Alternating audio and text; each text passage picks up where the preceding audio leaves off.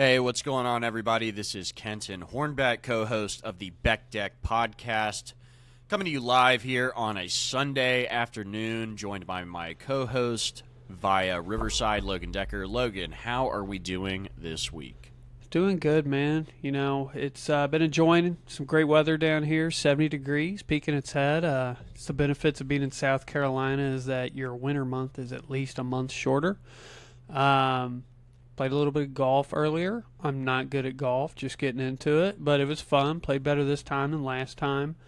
And we're currently in the void of no NFL world, so it's just combine, getting back into college basketball, a little bit of NBA, and basically paying attention to the news around us with sports. And, of course, we had an exciting – I don't want to say exciting. That's not the right word for it. We talked about it a few weeks ago in a little bit of our geopolitical conversation with Iran, and a lot has changed with that. I got a feeling that's going to be a topic that we discuss next week just because we're still getting information, just because it hasn't even been basically 48 hours after some of this and stuff's still going on.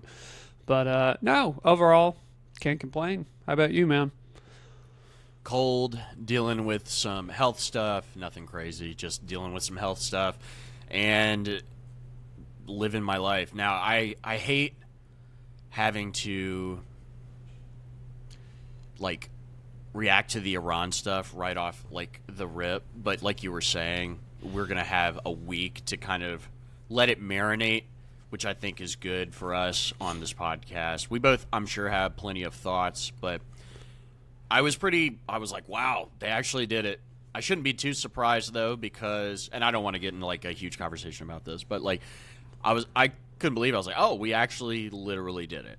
And I can't be too surprised. We did it with Venezuela, Soleimani in the first administration, so I guess this is just what we're up to nowadays. But regardless, other than that, the weather's been pretty crap up here, but it's getting a little sunny. Hopefully can get out on the golf course, get outside a little more, and relieve myself of the winter weather.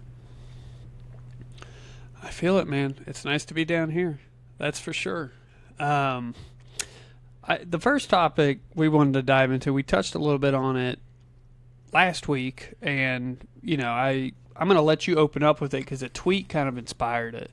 But it's kind of how the different generations are consuming sports, and we're seeing a lot of change in different leagues in the past, I'd say, decade, in response to, it's our generation. We're just some of the oldest Gen Z, and our generation basically prescribes the sports, and they view it a little bit differently than others. And but I'll let you take off with the tweet.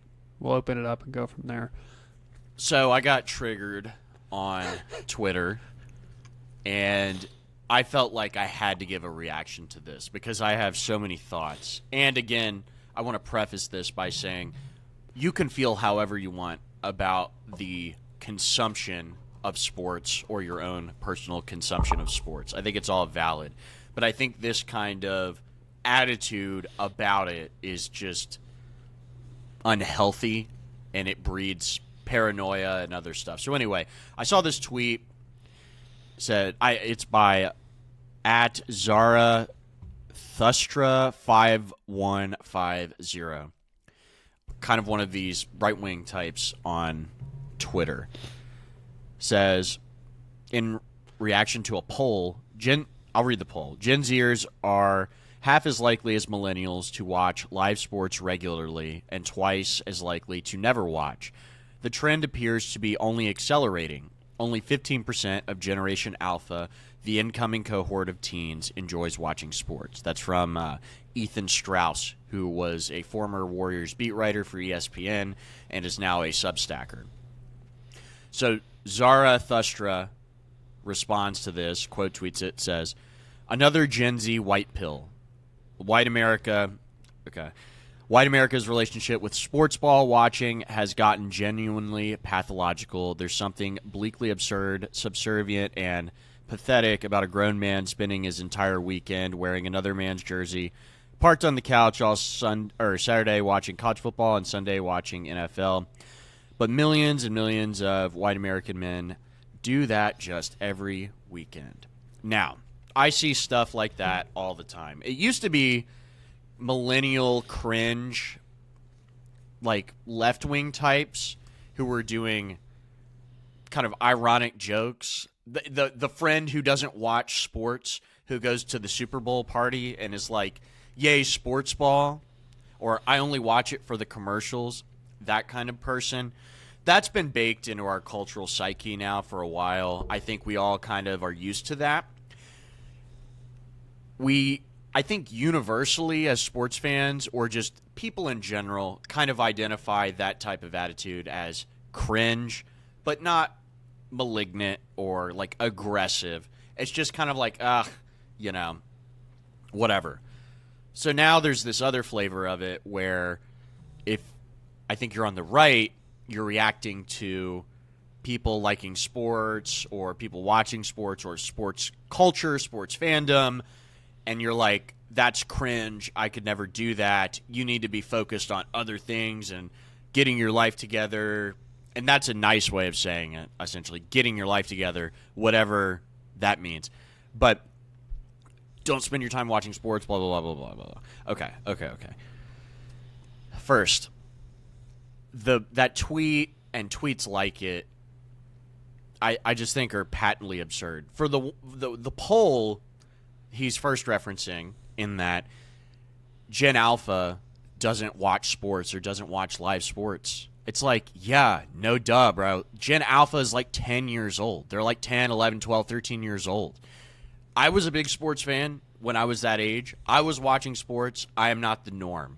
I don't feel like 10, 11, 12-year-old kids are just parking themselves in front of a TV to watch a 2.5-hour basketball game. Maybe they're watching football on Sundays with their families or whatever, or they're getting into like NFL fandom culture or college football fandom culture. But for the most part, they're not really interacting with sports that way. So the idea that it's some white pill that Generation Alpha isn't watching sports, I mean, how would they even know? They're just kids at the end of the day. They're interacting with sports through maybe youth leagues that they're playing. And by the way, there are less kids playing sports now than there were. There's going to be less kids in general. And I'm not saying the poll is completely out of pocket. Obviously, there are trends to suggest that kids aren't watching as much sports as they used to. It's not as big of a monoculture. But, I mean, this is an ebb and flow. The Gen Z part of it, that Gen Z kids aren't watching sports, they think sports are cringe, I just think is a contrarian LARP, to be completely honest with you. You don't have to like sports, and that's totally cool. Even if you're, what you'd be classified as a prototypical sports fan or sports consumer, you don't have to mindlessly consume all that. Nobody's forcing you to. But you can like sports. It's not cringe to like sports. It may be cringe to go like overboard and obsess about them and bet on them all the time. There are boundaries you need to place upon it, probably so. I mean, we host a sports podcast, but I think it reminds me, the tone of it, I'm sure you've seen this clip, is the Alex Jones clip where he's talking about the Roman emperors feeding the masses bread and circuses, bread and circuses, bread and circuses. And on its face, it's like, yeah, football, basketball, baseball, or whatever, soccer, that's the bread and circuses, and all the peons in the crowd just like clap, clap, clap, clap, clap, clap, clap. And it keeps them subservient while they're taking over the population and doing all this and blah, blah, blah, blah, blah. Okay. True or not, like the analogy, that whole attitude is really, really cringe. I just think it's like completely devoid of any context, and it just puts pressure on people. Like, don't watch sports, or you're leading to the takeover of our society or whatever. The people whose hobbies, for whatever like sports you like to watch, the people who tweet stuff like that or cite that clip, their hobbies are strictly like tweeting about that. That's what they like to do. They like to scroll online and placate this audience of people who will agree with them. I think the best and healthiest attitude to combat that kind of attitude, if you're a sports fan or you're just a person who is curious about liking sports or just whatever, is just ignore that. It's cringe to be so outwardly antagonistic against sports. Like, however you feel about society or whatever your political ideology is, you don't have to go all the way down the rabbit hole, bro. You have to realize that this is rage bait content at the end of the day.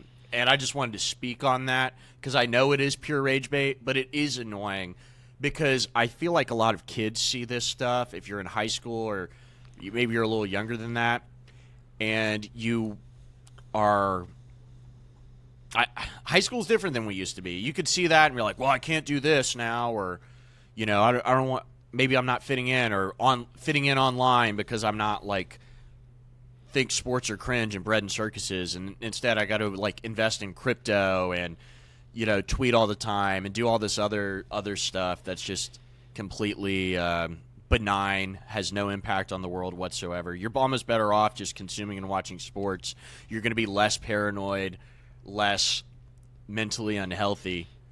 You can understand all of the stuff that you are trying to get at without just decreasing the amount of hobbies you have. And if you don't like it at all, that's cool. Again. So, and I also wanted to speak on my own sports consumption habit really quick when I was growing up, because this is where I think it's really just completely, it's just total propaganda. We're not going on a crusade, guys. It's just not going to happen. I'm sorry.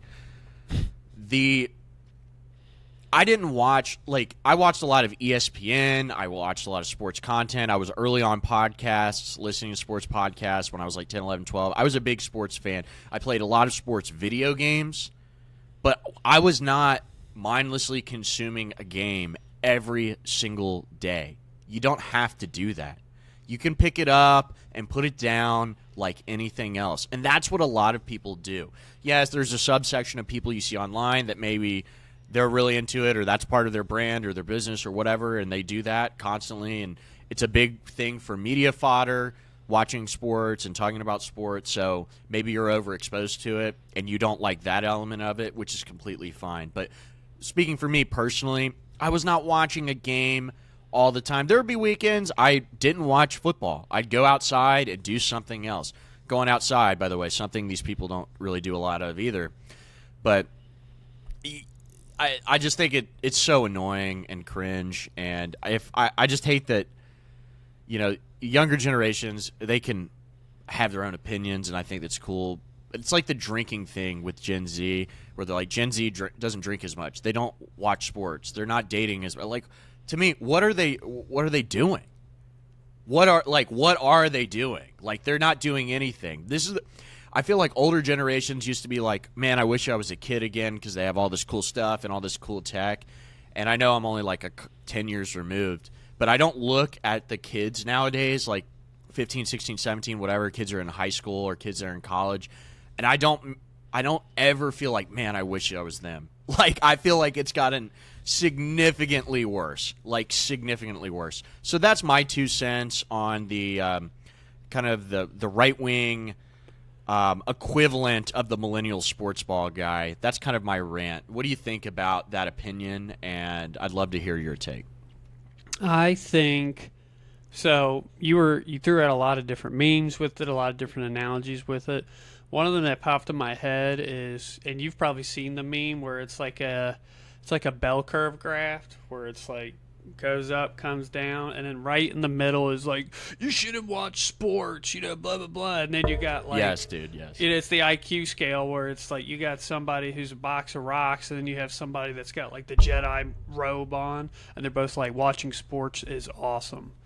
And there's plenty of people far in between that are also in the middle. That's just the one thing that popped in my head with it, is that it. First off, I don't know what Alex Jones does in his free time, nor do I want to know what Alex Jones does in his free time. Or it's I think another big name, let's just say if you want to put him on the right side, is David Goggins.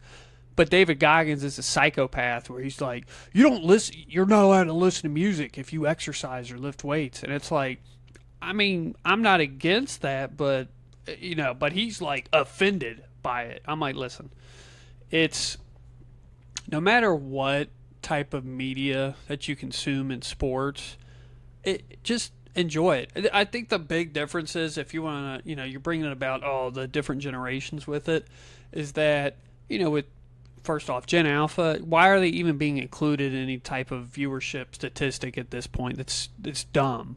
I'm like, if I was 10 years old and I played baseball growing up, I played a little bit of soccer, I played football, ran track, played 1 year of basketball. Like, me and you, we played a bunch of sports growing up. I was not watching that much sports when I was 9, 10 years old. Because it would just be like, mom and dad's just trying to get me active, get me to go. And then you get a little bit older and then you appreciate what you're doing. And honestly, that probably doesn't hit till like maybe mid to late middle school where you're like, oh yeah, I'm really, into this sport. I really like it. And then that's kind of the age range where I feel like, oh, I'm going to look at more, my sport, basketball, whatever it might be, baseball. You're going to look at it more analytically, whereas maybe when you were younger, you're just like, oh, it's on TV and, oh, something happened. You're just like, oh, I don't know what's going on. But, dad's happy, mom's happy with whatever's going on TV or not, and it's like, oh, somebody scored. And then you go back to doing whatever, playing on your Game Boy, whatever. But I just think in terms of all of these studies where they talk about like, I'm going to keep it on the sports topic first, but they're going like, oh, we're seeing compared to millennials and Gen X, baby boomers, it's down 10 to 20% in terms of viewership for Gen Z. I'm like, first off, I do think there are less, from what we hear, in terms of like birth rates and whatnot. There's a good potential that Gen Z is a smaller population set than millennials or Gen X or definitely the baby boomers. We know that. But we as a whole subscribe to sports a little bit differently. It's like, well, I know part of it is, like you said a week ago, is how much on social media, Instagram Reels, TikTok, that you're getting highlights, you're getting stuff. It's all on your phone right there. So if you miss out on the games on the weekend, you have it all right here. I can watch an entire NFL game. The NFL makes on their YouTube channel an entire game and it condenses it down into 20 minutes. So, at least some of these places have adapted to that. And I'd say another part of it is we know how many people, especially in our generation, have gotten accustomed or really good at finding a way to watch any sporting event without paying for it. Arg, matey. Our generation probably interacts with the most amount of internet pirating than any other generation before. Because, hey, somebody wants to watch the Jake Paul fight for whatever God reason. And allegedly. Allegedly. I've never done it. Other people have done it, and I've been there. I've never done it. But you're not going to pay $100 for a Jake Paul fight. You're going to find a way to watch it, though. Or the UFC, now that's not a problem anymore, but it was like, oh, we can all put our money together, or somebody's on, grandmacrack.com that's got all of it pulled up. So I would definitely say I think our generation as a whole is still similar in terms of investment. It's just consumed differently, whether it's legal or illegal, or if it's on different sites that you're getting it in a quick drop instead of having to sit down and watch a 2.5, 3 hour game.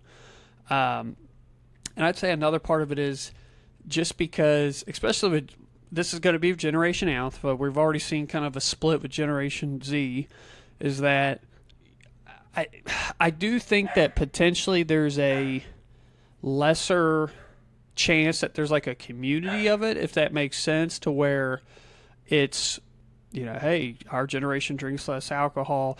We don't spend as much time together as previous generations did. We have more screen time than any other generation. Well, duh, we grew up with it.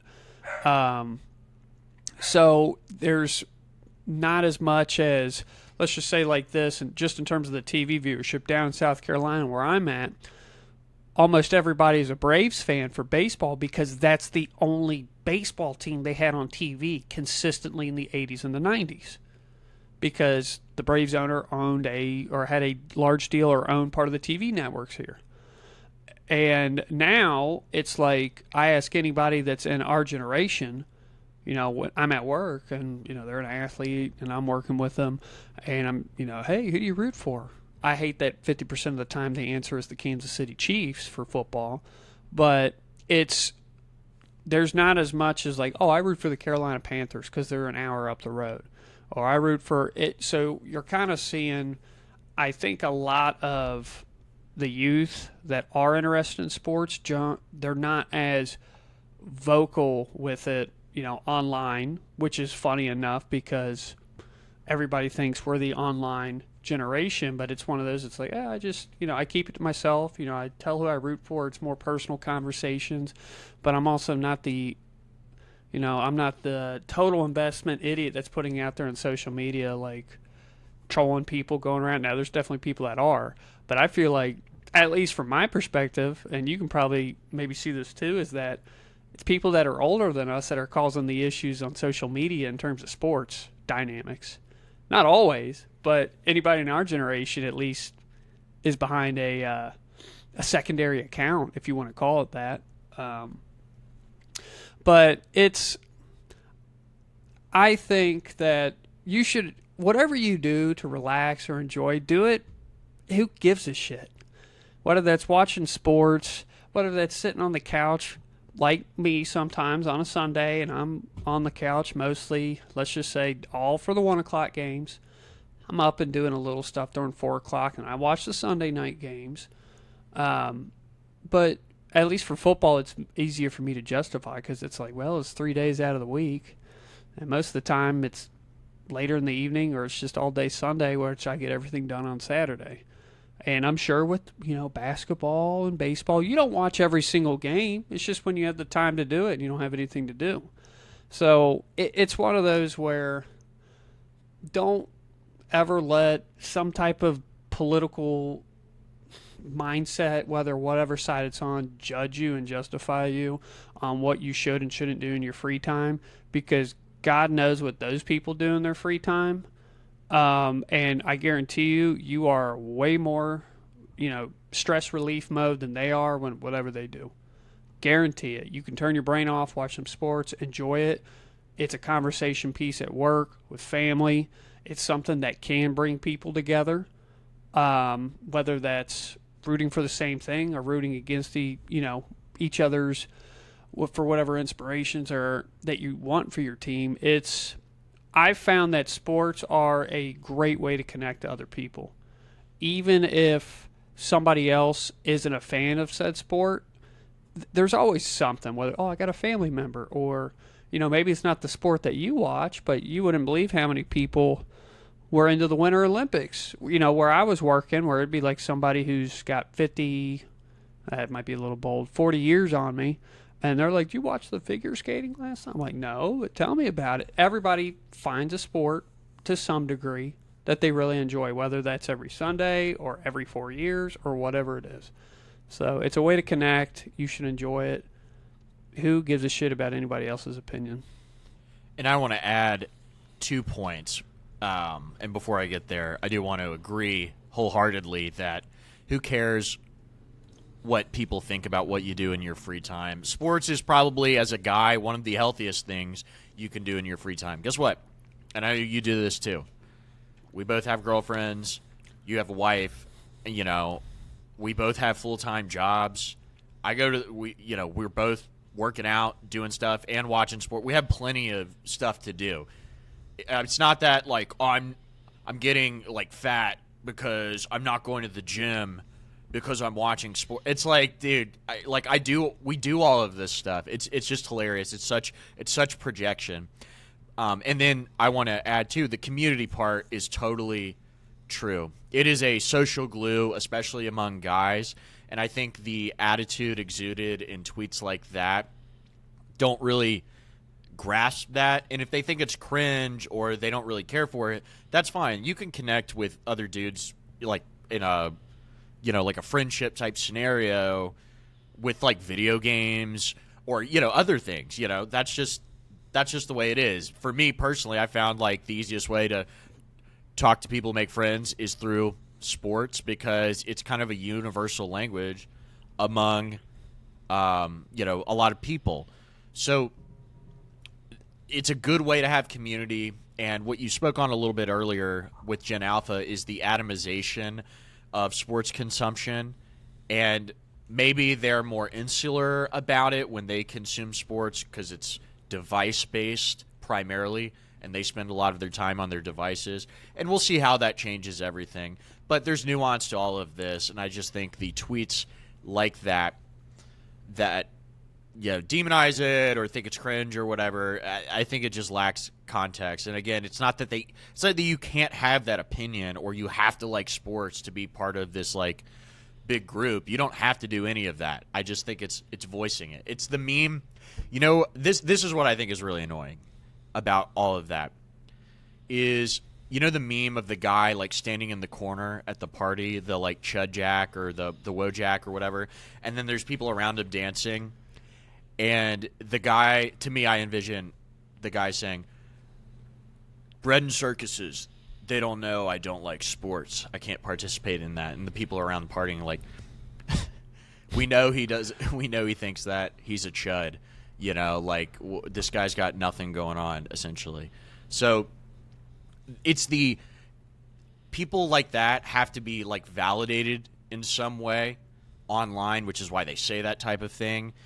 And the need to like constantly enunciate it, like, hear me everyone, sports are cringe and lame and I'm not part of this. Like, that's what's cringe and lame. The fact that you're like, me and you could be talking about sports and there could be somebody right here like, hey guys, I think what you're talking about is stupid. Like, I just, have you ever thought about not doing it? And it's like, dude, we'll shove you in a locker. Like, I don't understand why you need to keep like pestering us with this nonsense. Just like, don't do it and go about your life, or find people who feel the same way.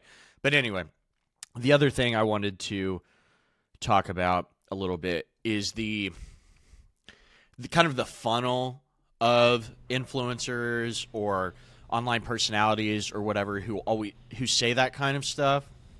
And again, you could apply this to like sports fandom or sports influencers too. So I don't want to I don't want to say that's I'll just get into it. So essentially, what that tweets like that do, in my opinion, is they want to cut like vulnerable people. And I don't mean like vulnerable like, oh, he's a vulnerable sports fan or he's sports curious or whatever. I mean people are like searching out like that type of like online right-wing content or whatever, and kind of catch them to be like, oh, I actually kind of agree with this. I don't want to spend a lot of time watching sports. I could be spending my time doing something else.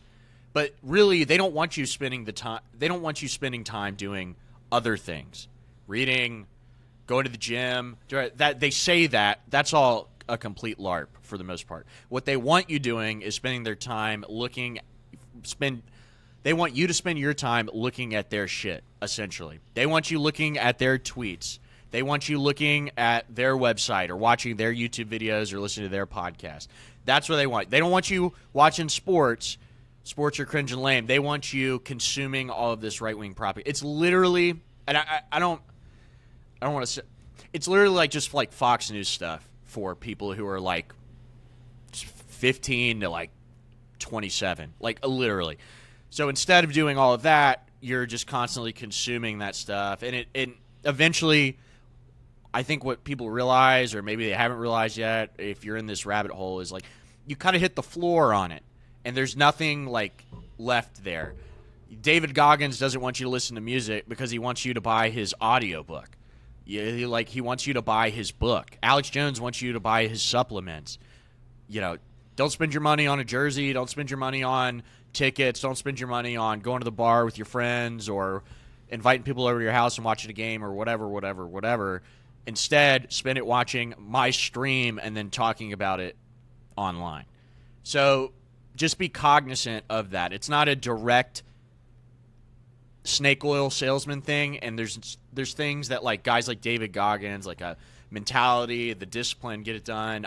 I don't know a lot about his content, but I know the gist of it because he's been around for a while. I'm not saying that's like useful or it's snake oil, but you just have to be cognizant of that those tweets are designed to like funnel you into a certain place, essentially. So if you're a younger person, just be aware of that. Again, to close it out, it's not that you have to love sports. It's not any. You can have so many hobbies. Dude, there's so many cool people I know that don't like sports at all, don't pay attention to sports at all. They read, they do art, they woodwork, they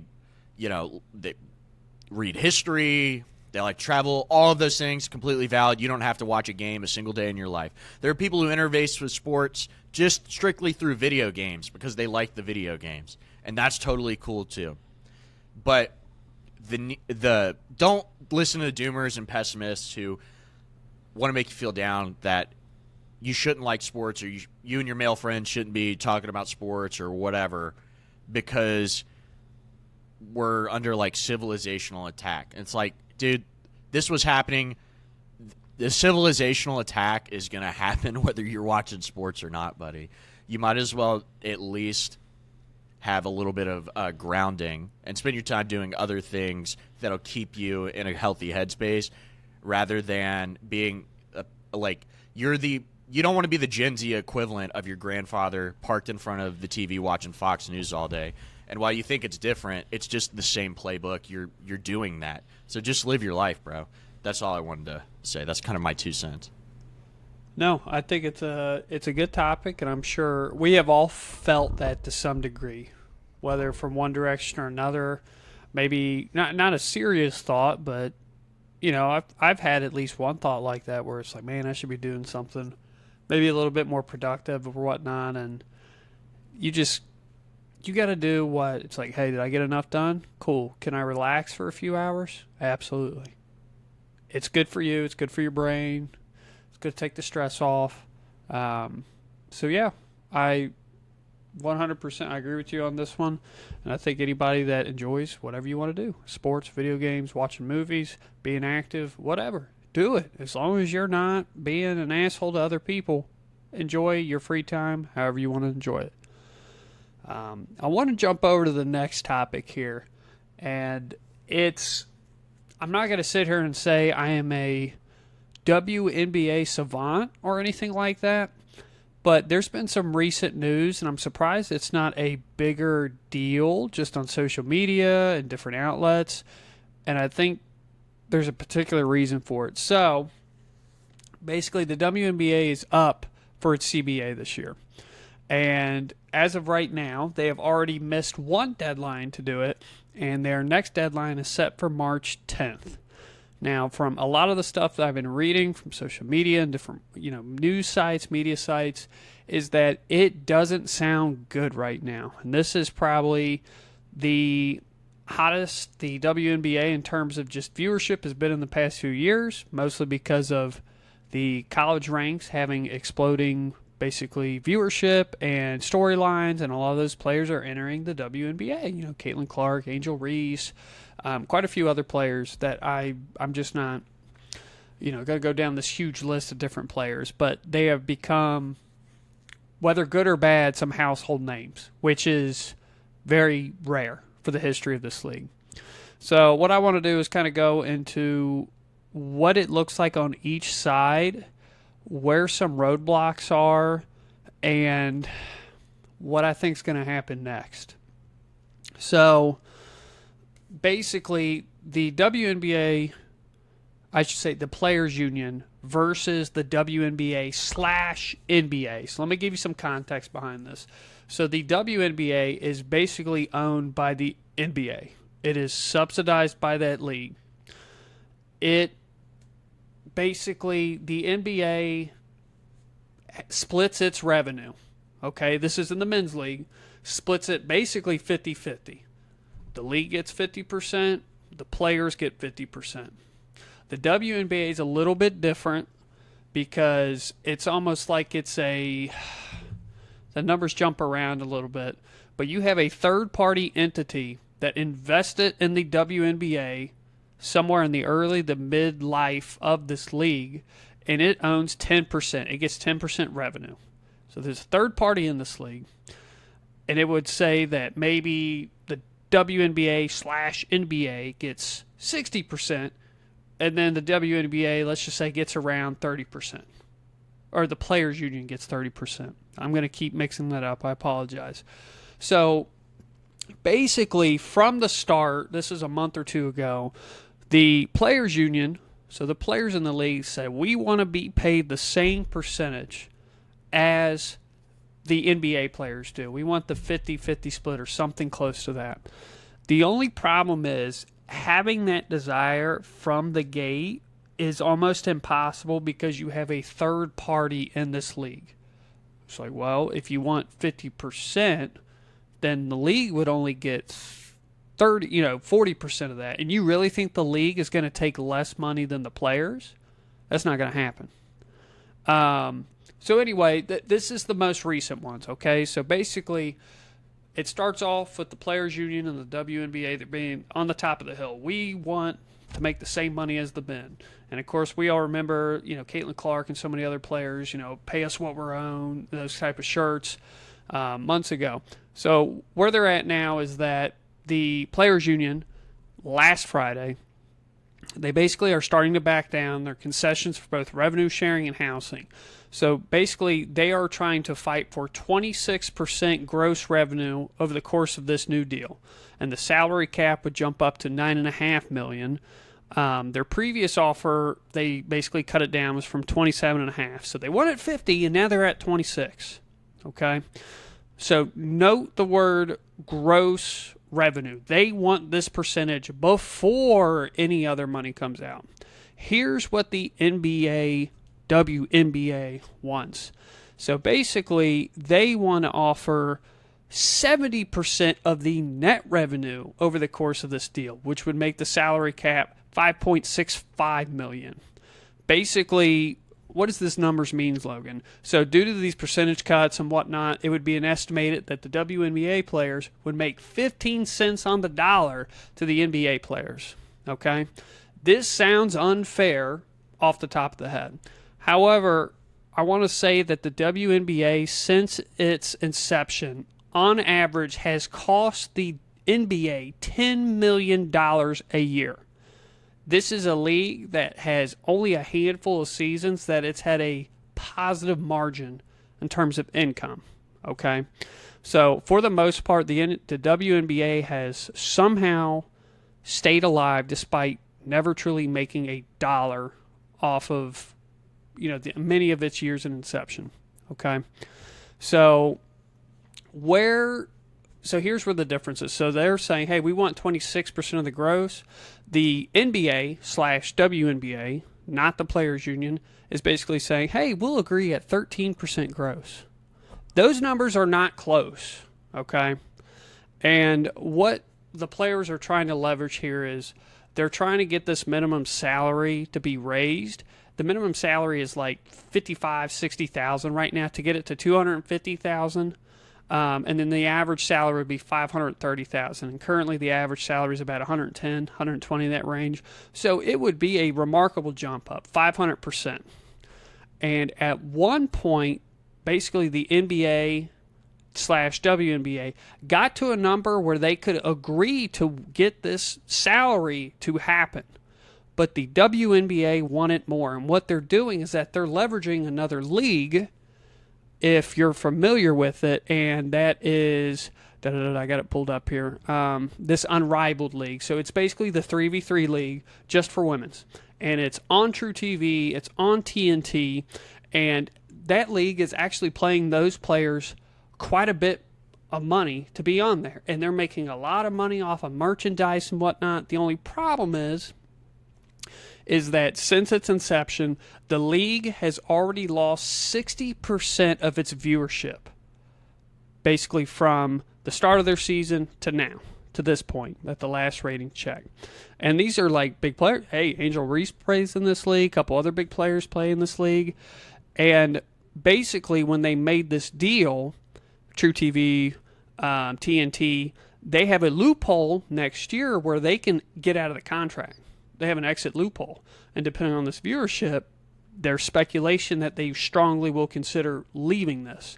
So the Players Union has been trying to leverage this other league to be like, hey, if you don't pay us, we're going to go to the other league. Well, all of a sudden, all these numbers come out, and that's no longer a resource for them to use to leverage.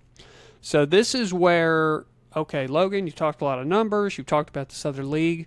Where are we currently at? What is the chemistry in the air that's going on? So basically, the last big player union meeting that they had, it apparently was, in quotes, from Terry Carmichael Jackson, who's the WNBA executive director, basically said that last night's conversation was spirited, passionate, and at times tough. Jackson added, honest debate is not division, it is engagement.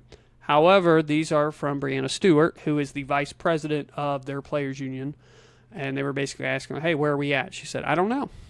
I don't know if we get a deal done before March 10th. Part of me says to say yes, but part of me is like negotiations have been really slow going back and forth. There needs to be a serious movement within the next week. Literally, I don't know. The one thing is what we really can't agree on, and that's the revenue sharing model, which is what I told you about the different percentages there. Okay, so at the time in December when they had a 7-player executive committee for this, they were very open to calling a strike. And per the WNBA, basically players union, 93% of its members participated to vote in favor of authorizing the strike. However, no official numbers are out there, but there's a lot of discussion that says a lot of these players that voted yes are now voting no against it. So now there's no agreement. So basically at these meetings between the WNBA/NBA and the players union, at this point, players are no longer in these meetings. It is their agents, and their agents are pissed off that they're having to go in this because they cannot figure this out. They can't work together, so there's infighting that's going on right now. Some players don't want the strike. Some players basically made more money off of all these different deals that they had, and they could not give a shit, to be honest. So what does this look like timeline-wise? Why is there such a crunch for this? So the WNBA is in a really bad predicament right now because March 10th is the deadline.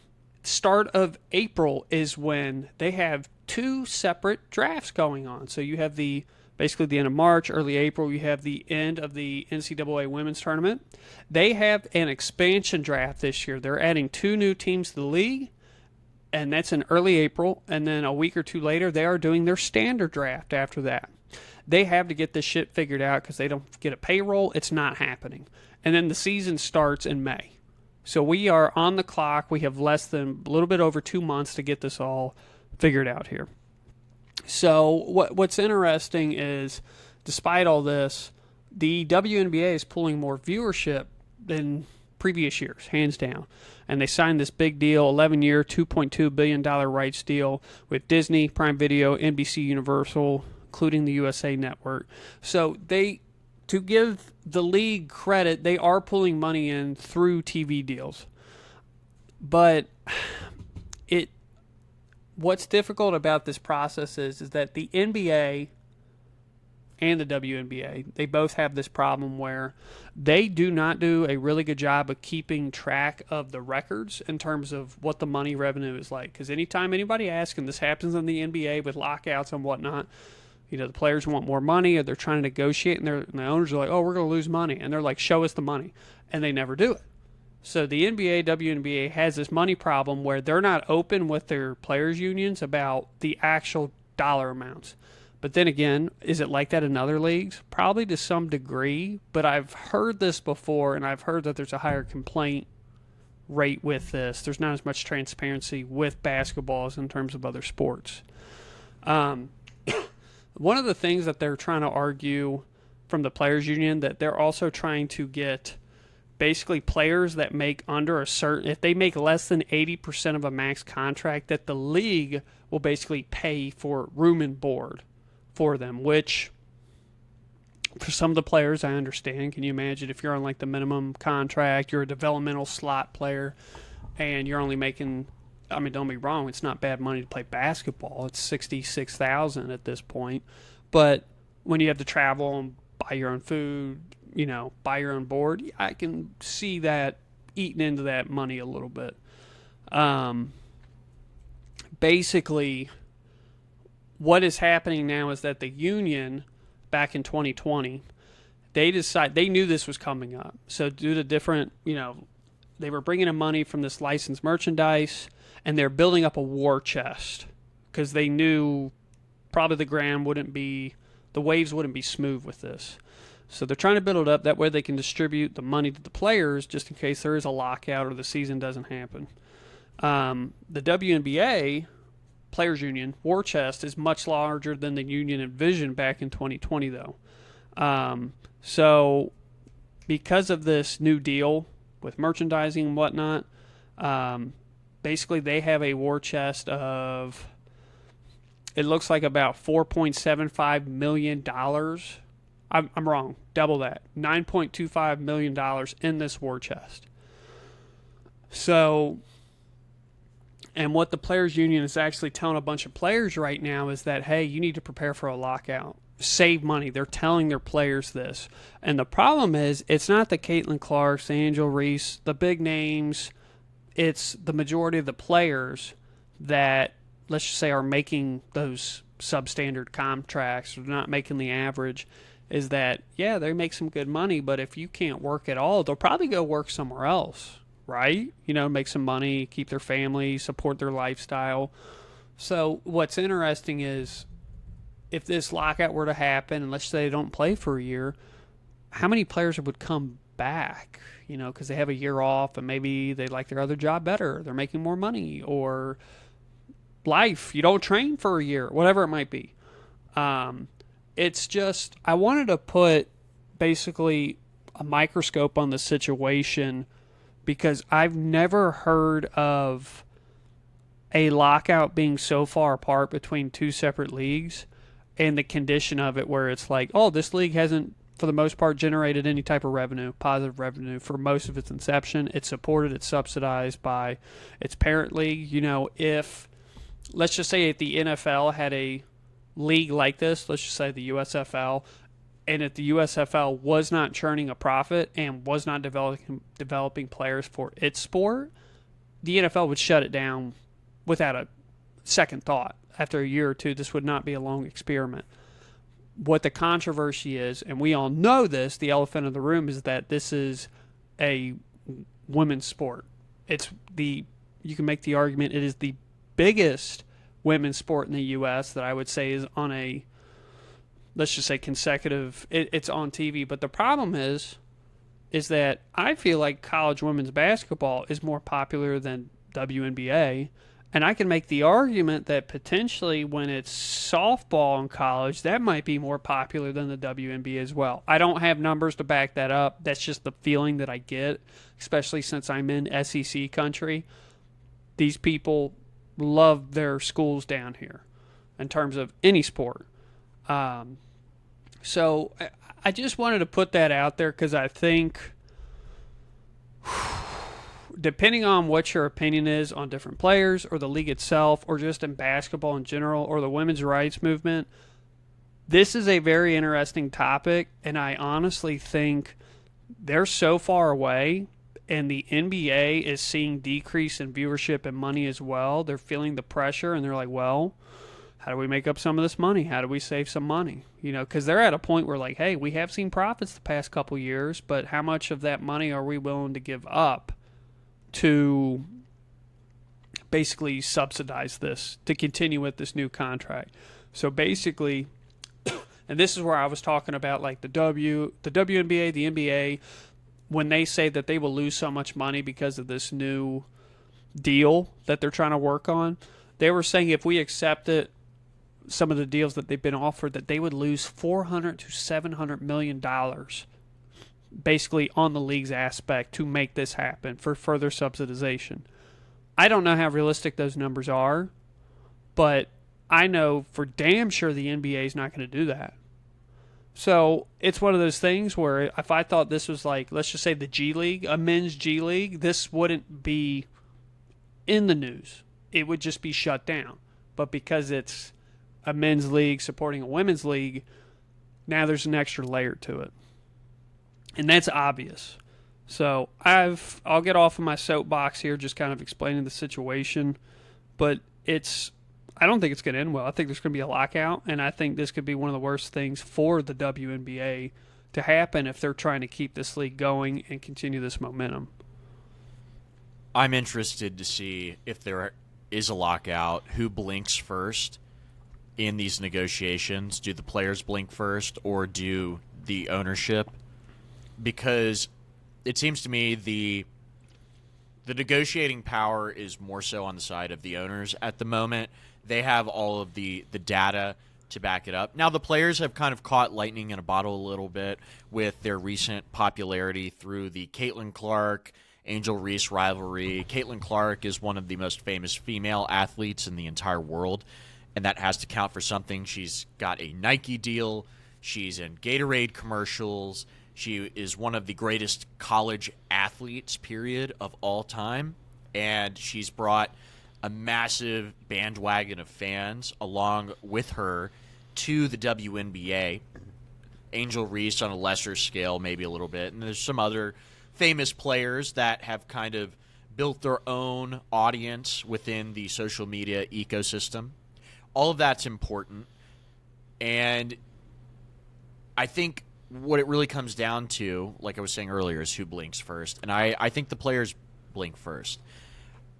I don't think that the WNBA could survive without the players. I mean, maybe capitalism needs to take place and this structure needs to be torn down and replaced with a new one. I can't imagine anyone really caring, no matter who the players are, if it's Caitlin Clark or if it's Angel Reese or whoever, about a 3-on-3 basketball league. I genuinely don't see it. It's so niche.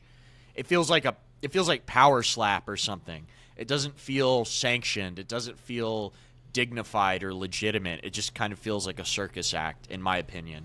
And I've seen some of this stuff, but that's not basketball in the sense that I would like to see.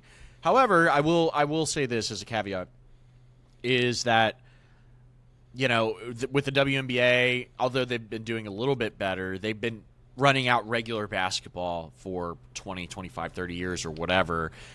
It hasn't worked to a certain extent, so why not get creative and do something else? I get all of that. I think fans specifically, are going to get bored with these negotiations following all of this. I think the hourglass is ticking right now, and the people who are WNBA curious or follow it just to watch Caitlin Clark or whoever, that time is whittling away, and they're gonna become apathetic toward the process. Whether you think it's justified or not, or sexist or not, there's going to be people who just, not you, but like whoever, there's going to be people who just tune out because they think that the players are asking for too much, or they're being selfish, or whatever. That is a portion of the audience. It's not the core, but that's a portion probably of the new fan base, or quote-unquote fan base. I think also I have to imagine, with all of the money that's recently been invested in the WNBA through some of these team sales, because team sale valuations have gone up. I believe I cannot remember the last team who was sold. Maybe it was the Phoenix Mercury, who were bought by Matt Ishbia, who owns the Suns. Anyway, there's been some high valuations for these WNBA franchises, and I can't imagine that the new class of owner who's investing money into these franchises thinks it's a good idea to give in to these players' demands.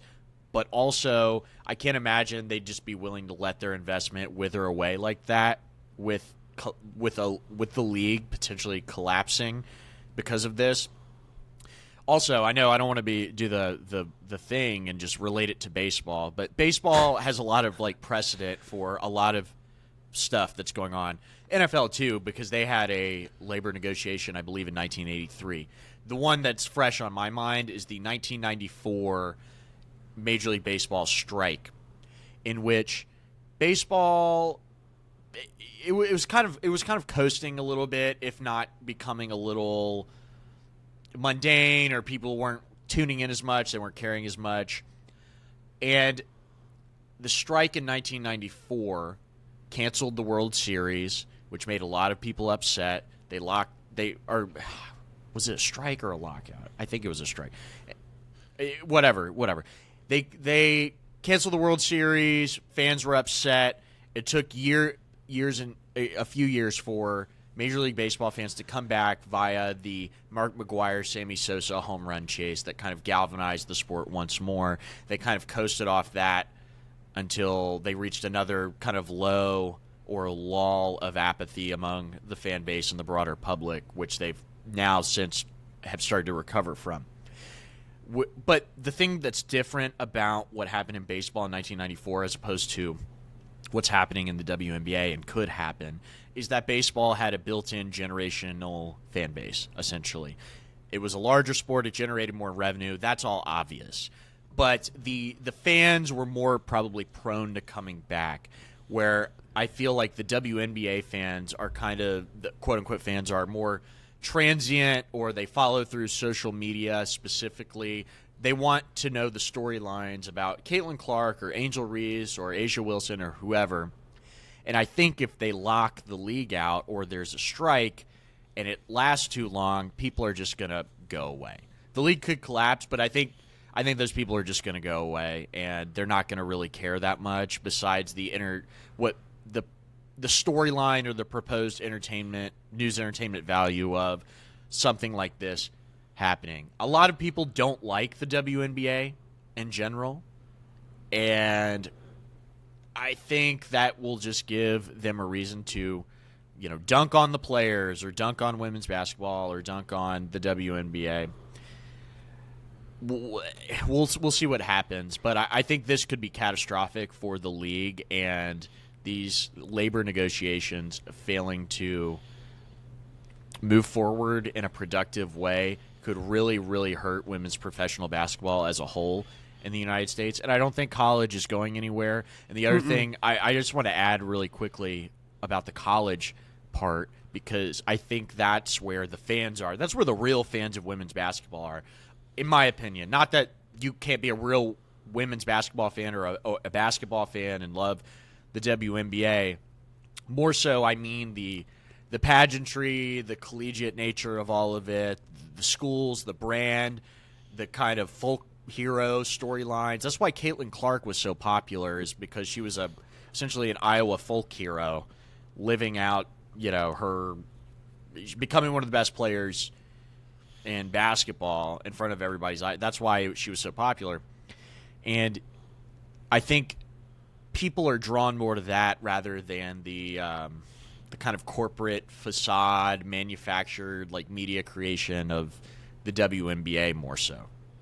And I would say I would agree. I don't think the league would necessarily collapse, but there's just so much. When you have two teams coming into the league, expansion draft, another draft, you're on this tight timeline. And let's be honest, part of that is Caitlin Clark, to a lesser degree is Angel Reese, but what happened, and this is the most obvious elephant in the room possible, is that part of the league interest was because Caitlin Clark is white and Angel Reese is black, and it seems like they didn't like each other, and it played into a political sense of it. We both know it, that you would see it on social media.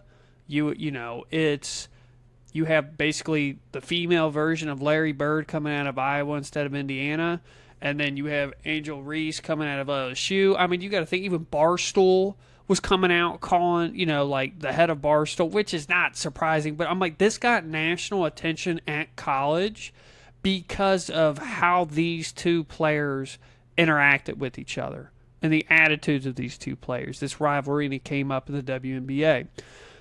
And it still has some nature to it, okay? And it's one of those where I could make the argument that not just Caitlin Clark, but the combination of these two, it's like, hey, the league, maybe this is a crazy ass analogy to make, but I'm like, the WNBA has their Larry Bird and Magic Johnson right now. They've got two very polarizing players. And guess what? The media, ESPN, social media has made this a bit of a race thing. And guess what? It worked. They got the views on it.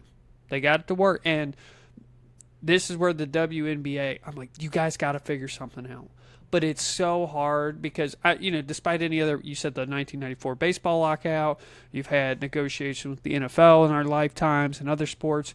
I've never seen it happen, not that I can think of, at least in my lifetime, where an expansion was also happening going into this season. There's way too much on the line for this. And I just don't, everything that I've read, I don't think the WNBA/NBA is going to break on it. And if somebody's going to fold, it's the players.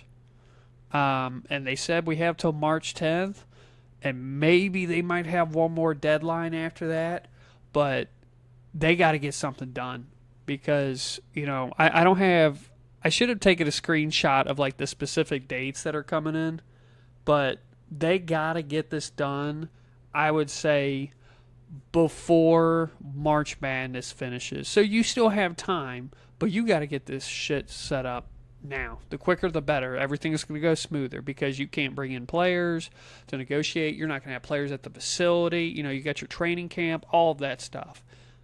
It's going to be, training camp I think is supposed to be in like 2 weeks for them in their season. So it's going to be interesting. Because, it's one of those, personally, I would say, like, I'm not a fan of the WNBA. I'm not a huge women's college basketball viewer just because, and I could say this for a lot of men, is that you probably haven't watched women's sport until you have a woman in your life that does.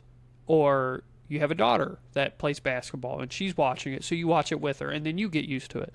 So I don't want to make this generalization that that's all men, but at least for me, I it's like, well, why don't you watch this? And I'm like, first off, I'm not watching basketball all that much, but I'm going to watch, if you tell me you got 2 games on and I get to see Duke versus North Carolina for the men's, and on the women's side I get to see, let's just say, South Carolina and Notre Dame, which would both be fantastic games, I'm going to turn on the men's game.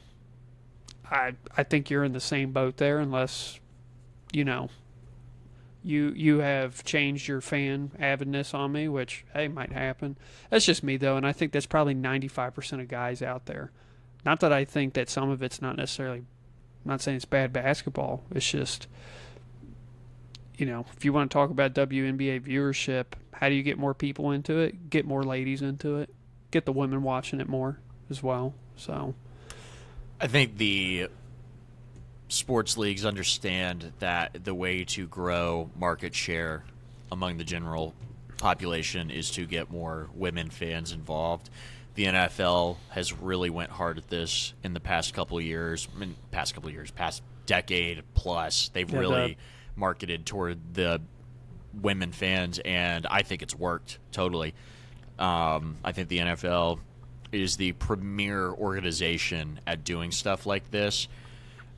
I would say that, I don't watch a lot of women's sports really, but like I'll give you an example more so. I actually did go to a lot of WKU women's college basketball games when I was at Western. I really enjoyed them.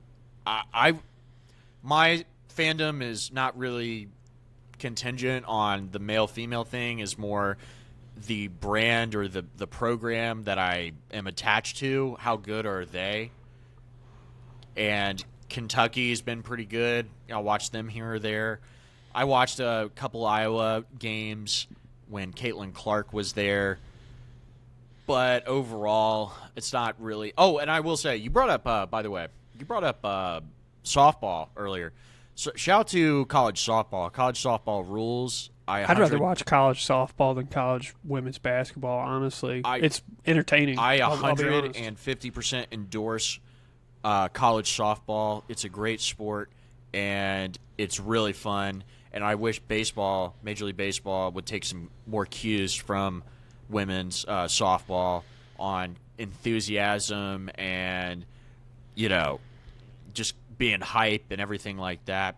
I think it's a great sport. I'd probably actually watch more college softball if I'm sitting at a bar or wherever. Yeah. I'll probably take that in more than not women's college basketball, but certainly WNBA. I'm just not drawn to it. I don't know a lot of the brands, and there's no team near me, so I find it hard to really care about besides the national level storylines.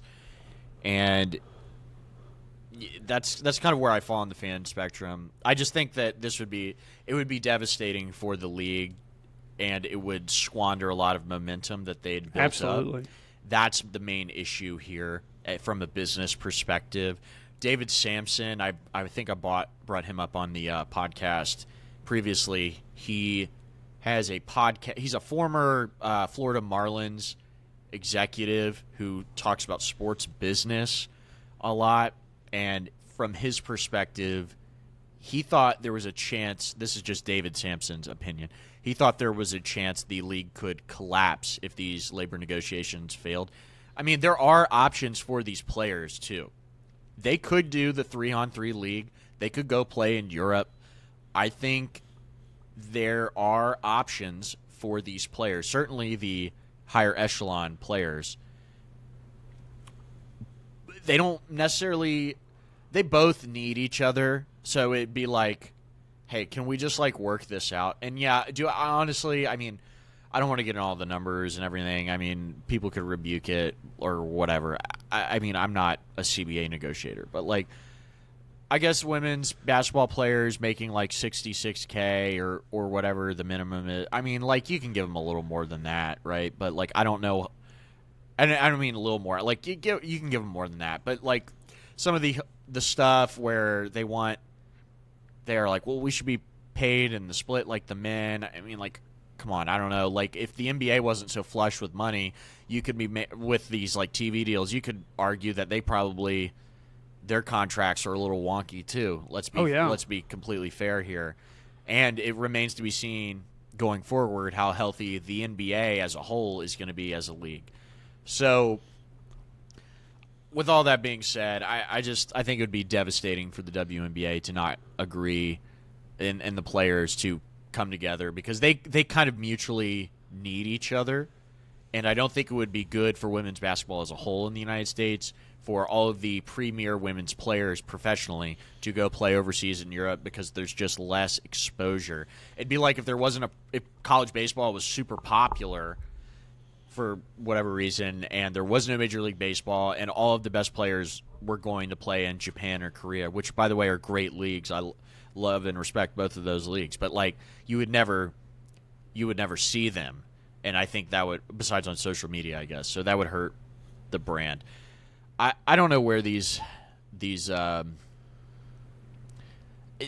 feel like there's just certain players, Kelsey Plum comes to mind. She's so vocal about what she wants as a player or how much she should be paid, and I'm not anti-labor, so it's hard for me to say, but I feel like they're kind of asking for the moon, and then they've been offered. I don't know where their line is. What's yes, that we got what we wanted, because I know this is all negotiating tactics. It feels like they're so scattered and so far apart, like you were mentioning earlier. It's just one big mess from my perspective. Yeah, it's. I'm sure we'll find out more information. Definitely March 10th is the deadline. We'll have to watch out for. I'm sure we'll get some more news this week, and if it's anything super relevant, I'll let us know. It just kind of popped up, and I was like, all right, this is interesting.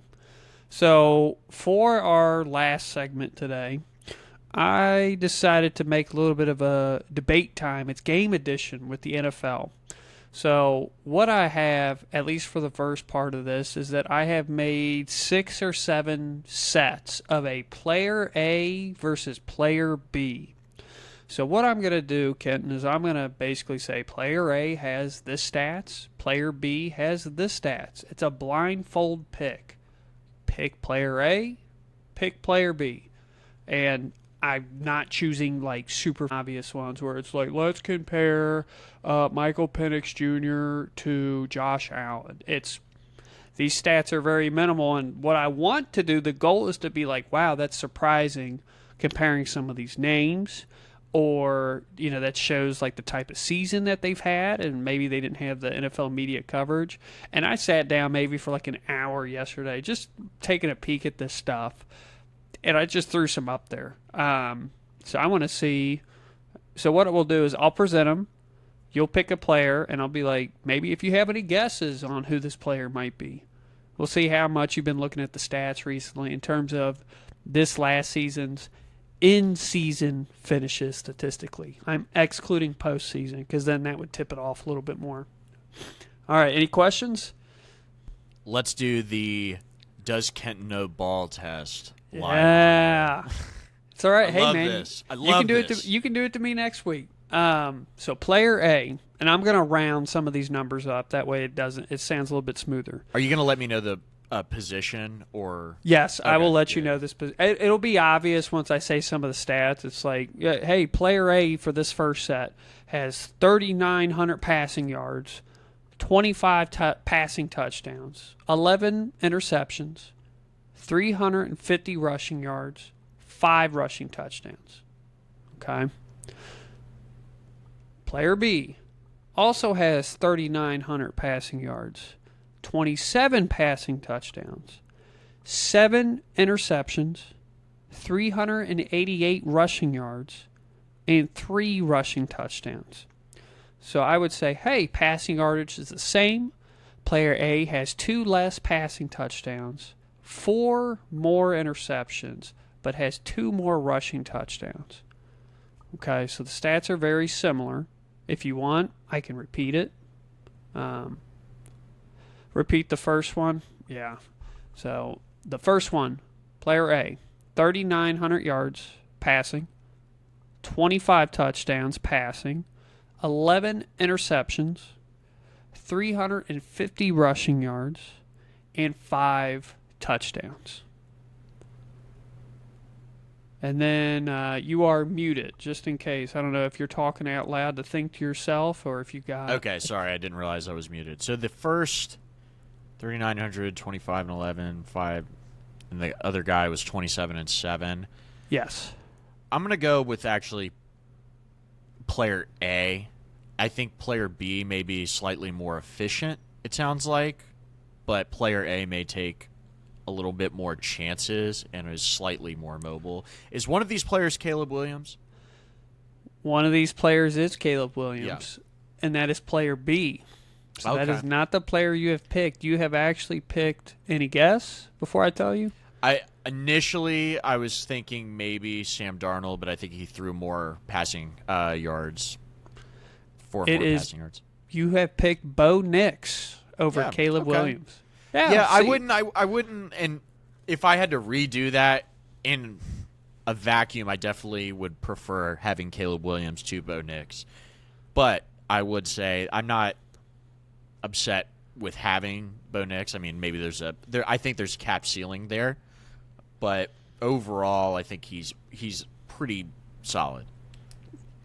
Yeah, so that's the point of the game. We're trying to pull off surprises. And I wouldn't say that was a big surprising one, but I think Caleb Williams got a lot of national media and hype and love this year. And not that Bo Nix didn't, but Caleb Williams was the man.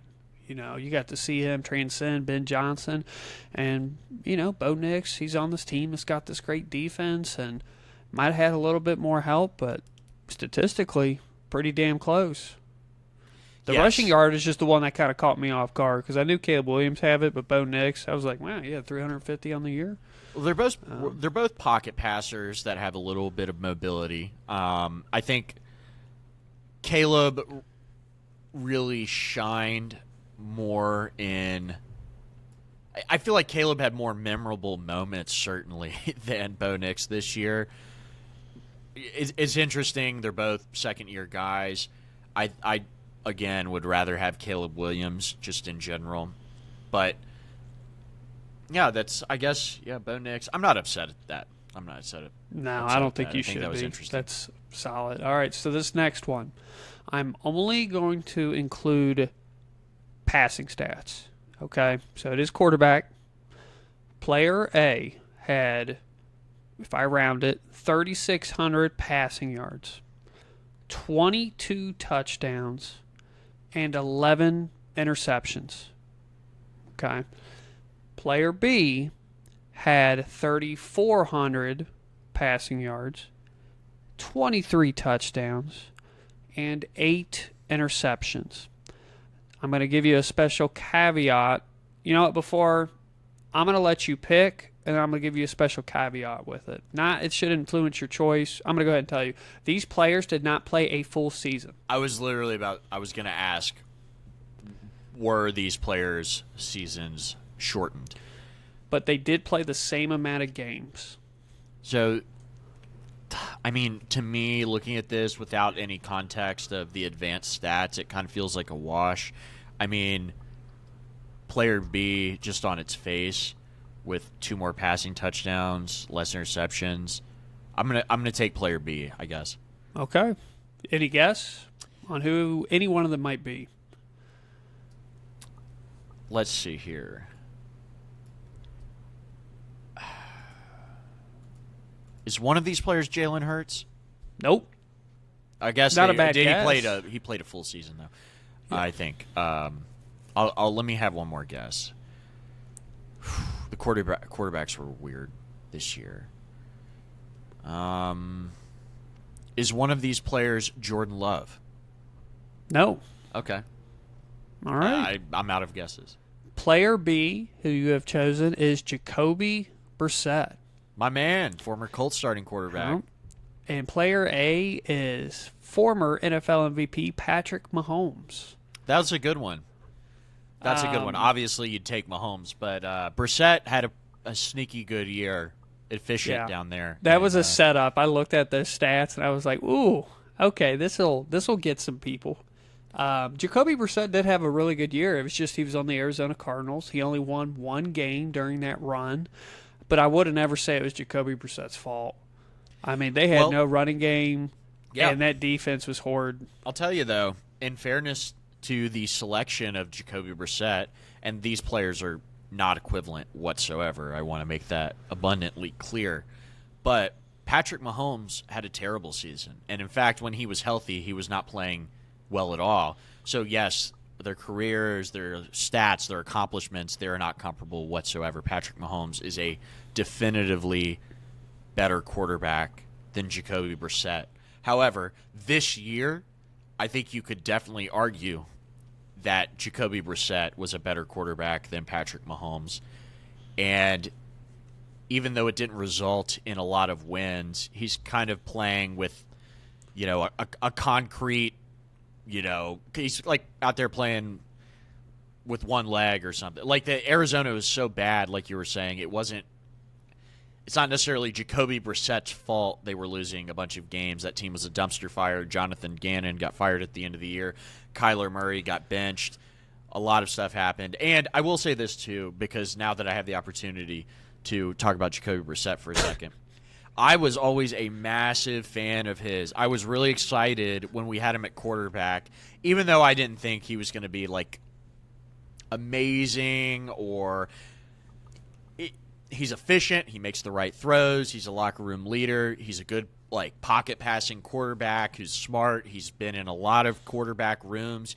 He knows how to orchestrate an offense. He's not an MVP level player, but he is a competent professional quarterback. And when he did play for the Colts, I quite liked him, and I was excited when we had him because he at least gave us a floor as a team, even if we weren't very good. Yeah, he's always been in that category of like a top 3 backup in the league, but he could definitely start over, pick a handful of teams every year. Like, he's better than Marcus Mariota. He's better than Gardner Minshew. He's better, he's just, and I've heard nothing but great things all the way back from, the Colts days, New England days, and all of his just him going around. He's a good quarterback to have on the roster, and it doesn't surprise me that Arizona is probably going to run with him another year. Probably not going to have another good year, and he's the sacrifice for the following season in that draft. But I like Jacoby. I do. And then Patrick Mahomes, just wasn't playing well. Wasn't getting a lot of help either, to be honest. And I'll tell you this, too. This is not anything to do with this specific segment. We should talk about Patrick Mahomes on a future podcast. Oh, yes. I have some thoughts. I think this is one of those will be probably a mutual agreement on it. Okay, on to the next one. So this is my last quarterback category for this player A, player B. Player A had 3,300 passing yards, 24 passing touchdowns, 7 interceptions, 61 rushing yards, 1 rushing touchdown. Player B had 3,000 passing yards, 23 touchdowns, 11 interceptions, 216, or I should say 200 rushing yards, let's just say that, and 2 rushing touchdowns.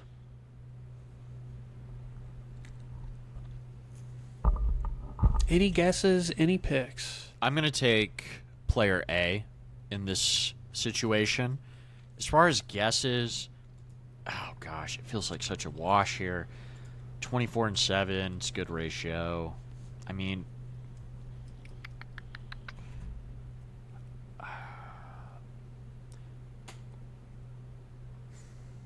was one of these players Jackson Dart?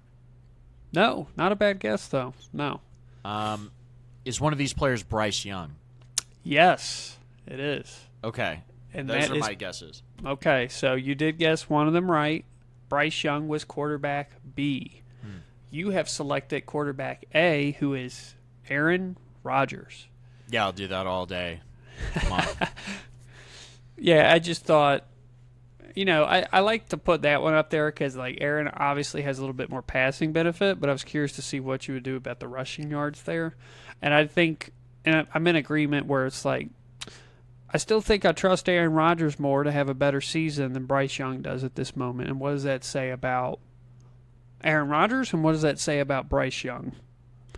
I'm totally, besides the off-the-field stuff, and Bryce seems like a great guy, so I think, I'm sure the locker room likes him a lot. But besides all of the weird stuff with Aaron, if it's strictly football, I'm taking him all day, every day. It's not even a conversation. I'd take him 100 out of 100 times.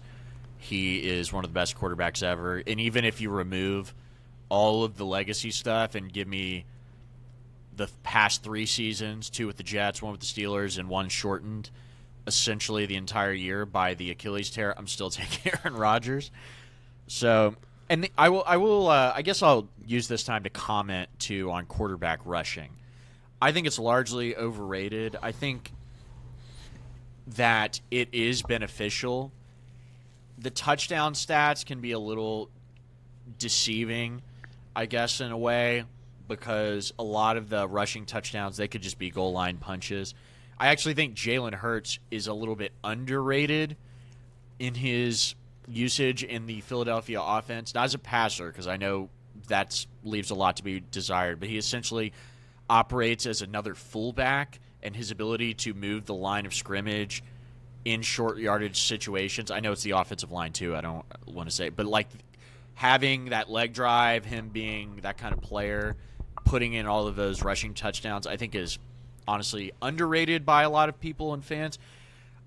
Josh Allen, Lamar Jackson, their rushing is elite. They have skills that transcend the quarterback position. But for everything else, I just want my quarterback to be mobile. I don't want him to be running around like a maniac like Anthony Richardson or Robert Griffin and taking all these hits. That is not what I want. I think rushing, and I don't need you to necessarily be a statue, but I need you to get the ball out. Don't take a bunch of hits. Your job is to pass the ball, not run around and get speared. You know, I watched Andrew Luck get a lacerated kidney and ends up, really hurting his career because of that. I need my quarterback to be I'll call it a pocket passer plus, which is why I think Caleb Williams is going to end up being so good in the league. I don't know if he's going to be, transcendent or anything, but Patrick Mahomes, he's a pocket passer plus. Those kind of guys. That's what you want to see more so. I think quarterback rushing is overrated. Yeah, I would agree with the take that escapability is better than running ability. Because how many times have you seen just crazy magic happen just because, hey, I want to go back even further. It's like, hey, this guy isn't known for running the ball at all, but the fact that Eli Manning in those Super Bowls got out of a couple of basically bad situations, he breaks some tackles, he breaks the sacks, and he finds the way downfield, it's soul-crushing stuff on the other side, and you'll jump out of your seat if you're on the winning side of that factor there. And we've seen how many times before. It's like I've seen quarterbacks who have better awareness and escapability with the ability to throw on the run get further in the past 10 years than a quarterback that has just pure athletic run down the field, do the true option type offense, a read option. Okay, we're sticking with the game, but I'm changing the position. We're going to go running backs now. Okay, so running back A, 975 rushing yards, 5 rushing touchdowns. His longest run was 64 yards. He has 55 catches, 340 yards, 5 receiving touchdowns.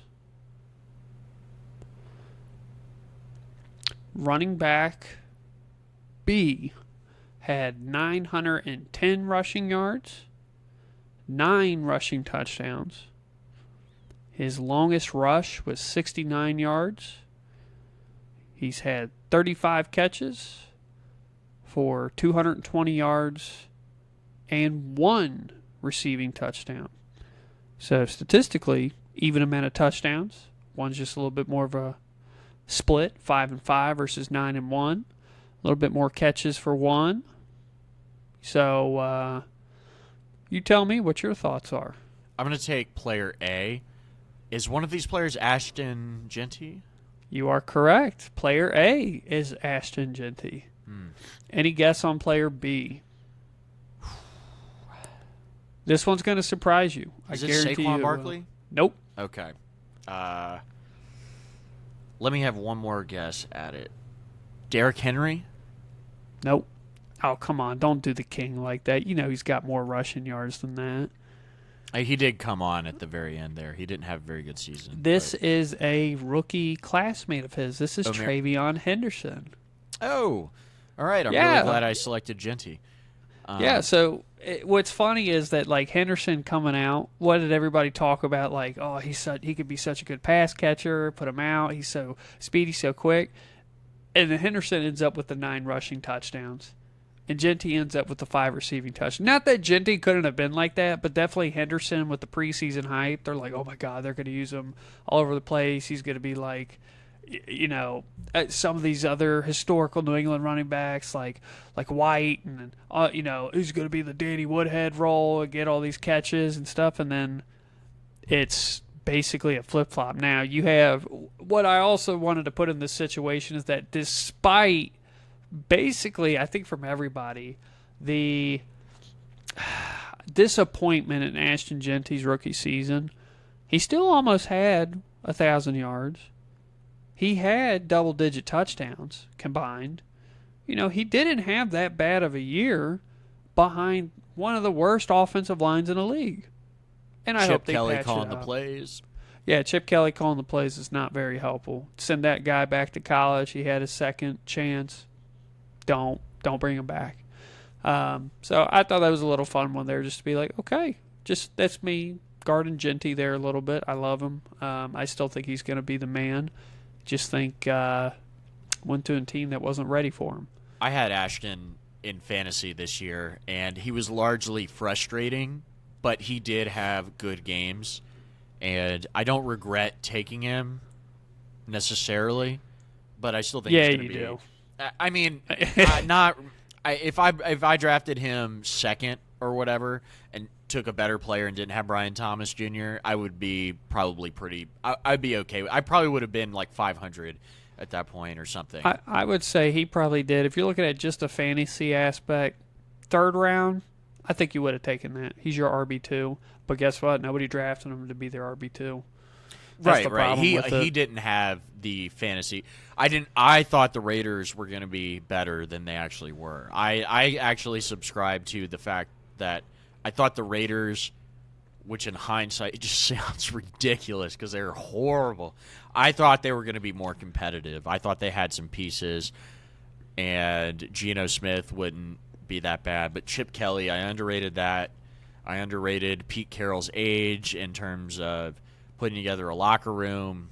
It just didn't work out at all. I think Ashton Genty is going to be a good player. I just watched the yards per carry stat. He doesn't have as much burst. He's got surprising, like, he kind of runs like, he's kind of got like Damian Harris speed. He may be a little faster. I don't know. Don't quote me on that. But I always felt like when I watched Damian Harris, he could never break away from any he could never just outrun the pack necessarily. I think Ashton in college could, and he still could in the NFL because he's got a solid base. But I'll say this about Travion Henderson too, and he could be a very good player in the NFL. And he did have a pretty decent season after starting slow. If he was so good, he was like a high level recruit. I don't mean like just high level. I mean this guy was like a high level recruit in college football. If he was that good, I feel like Ohio State would have used him more. There's something always off with him that I've never. There's something's not connecting there. He's got all the skills, and yet he's just not. This guy should be touching the ball all the time. Like, what's the deal? Yeah, I think we saw it with Genty. There was quite a few runs where it's like you can see the glimmer of why he was drafted, and it's not his fault. It's just he needs a little bit of space to crack it open. And I'm sure you've seen it. There's plenty of runs where he was bouncing outside, he's breaking tackles, and then he does all this shit just to get 6 yards because he can't even get to the second level 90% of the time. And then Henderson, I think. Man, it's just you're dealing with the Patriots. No matter who's there, it's always going to be a committee. They paid Ramondre Stevenson. They're going to use him. Even though we like the explosiveness of Henderson, he's going to have to wait his time. That's what it is. All right, I got one more running back for you, and then we'll switch up to wide receiver. Player A, 1,200 rushing yards, 11 rushing touchdowns.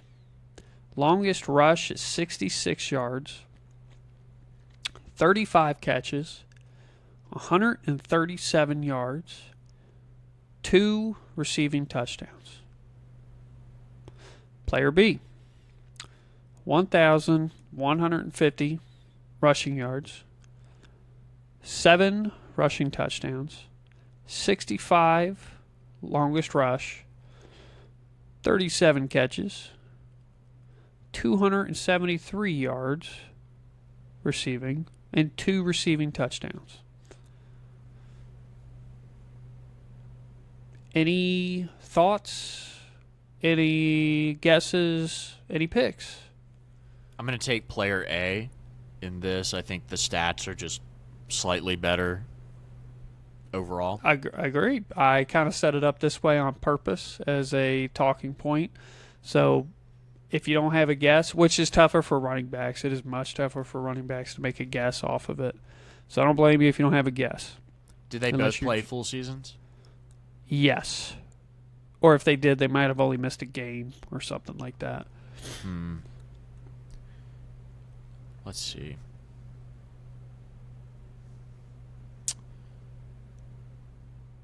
I'm going to give you one hint. They are both in the same division.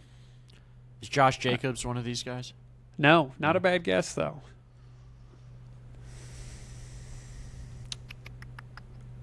Oh, man.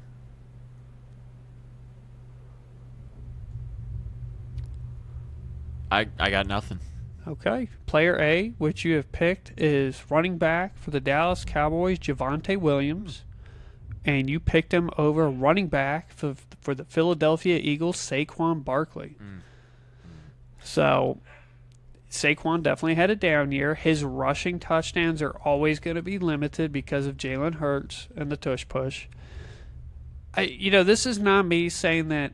I think the Eagles' offensive line had injuries and struggled, between Lane Johnson and Dickerson, and it was really tough just to get the whole squad together. And I do think they're missing Jason Kelsey, to a degree. And then you have Javonte, who, one of those guys that I've tracked since his rookie year with Denver. It's just nice to see him back on the field, being fully healthy, having his explosiveness, being behind a pretty solid offensive line. And, if you were a Javonte Williams truther, you ran away like a madman, money in your pockets. And Saquon, I would have thought, because he had a shit ton of basically carries and touches last year, that he would have had a little bit of a drop-off. But, man, this is a big one. And this wasn't even a bad season, I would say. Just it's like, hey, would you take 1,100 yards, 7 touchdowns? It's not bad. But I think it's just so disappointing. I think that just shows that so many teams that win the Super Bowl, go to the Super Bowl, the roster change over the next year, and how much energy, effort, decision-making, well-informed decisions has to go into keeping it all together. You don't see dynasties a lot. That's why New England was so special. That's why Kansas City was so special. And, hey, Philly was good, but wasn't the same Philly last year. I should say the previous season, 24. Yeah, I think this exercise, it's like the name and the reputation and the legacy of the player kind of could supersede. It'll be like surprising. It's like, oh, Javonte Williams was better than Saquon Barkley. Is Javonte Williams better than Saquon Barkley? No, but he did have a better season than Saquon Barkley, certainly. He was more productive than Saquon Barkley. The thing about Saquon is, at this point in his career, I definitely think he could have a good season next year. I do not foresee him ever having another season like he did previously. I don't think that's in the bag. Like, I'd probably take one. If I had to redo it, I'd probably take one more year, bounce back from Saquon. Although I think Javonte is really, really solid. He's probably underrated in terms of skill set in terms of like overall running backs in the NFL. But if I had to redo, I'd probably take Saquon. But Javonte Williams definitely had a better season last year. All right, and the last one is for wide receivers. Okay. Player A, 93 catches, 1,430 receiving yards, 9 touchdowns. Longest catch was 45 yards, and he had 480 yards of yak. Okay. Player B had 125 catches, 1,400 yards receiving, say 1,412, 8 receiving touchdowns. His longest catch was 64 yards, and he had 640 yards of yak. Is one of these guys Jamar Chase? Mm-hmm. One of them is. I knew I shouldn't have picked a Bengal. No. It's the yak gives it away. Now I have to split the hair here. I would probably take player.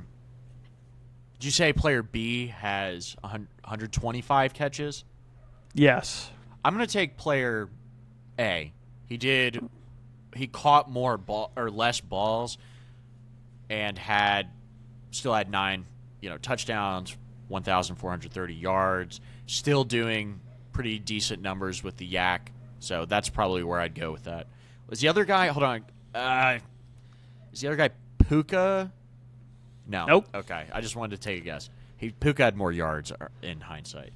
Yeah, so I would say both of these guys are like top, let's just say 6 in terms of Is our guy receiving yards in JSN? the NFL. Nope. Okay. That's all my I, guesses. I want to say this guy, player A, might be the only guy on the list that has less than 100 catches. Everybody else, and you list them. Puka's up there, JSN is up there. You have picked George Pickens over Jamar Chase. Oh no, George is a great player, but no, I'd take Jamar Chase over George Pickens any day of the week. I think we all knew that George Pickens with Dallas coming into the year was going to be probably a good fit. What we didn't foresee, what nobody can predict is injuries, is that when CeeDee Lamb went down, George Pickens, who at this point was basically a true wide receiver too, just ascended from that point. And to be fair to Jamar Chase here, it doesn't help when you've had 3 different quarterbacks throwing you the ball throughout the season. Right. Still a wonderful season considering everything that's happened for him in terms of statistics. But man, George Pickens was like, I think everybody knew that he's going to be good in Dallas. They'll figure it out. But then he just goes nuclear to where it's like at the end of the season, it's like, who's number 1? Is it George? Is it CeeDee Lamb? Is it, George is the outside guy. CeeDee's playing the slot, It was one of those where it at least made me question. I'm like, damn, is George the same level as CeeDee Lamb? Is this a true, we have 2 1As? There's not a 1B on the team? Where it's like, you got the Bengals, you got 1A, and then you got 1B with Higgins. It's like, you had to actually sit there and think, I'm like, is George Pickens the guy now? Is CeeDee taking the back step? He had a wonderful, obviously his historic year for him, just in terms of his just statistics.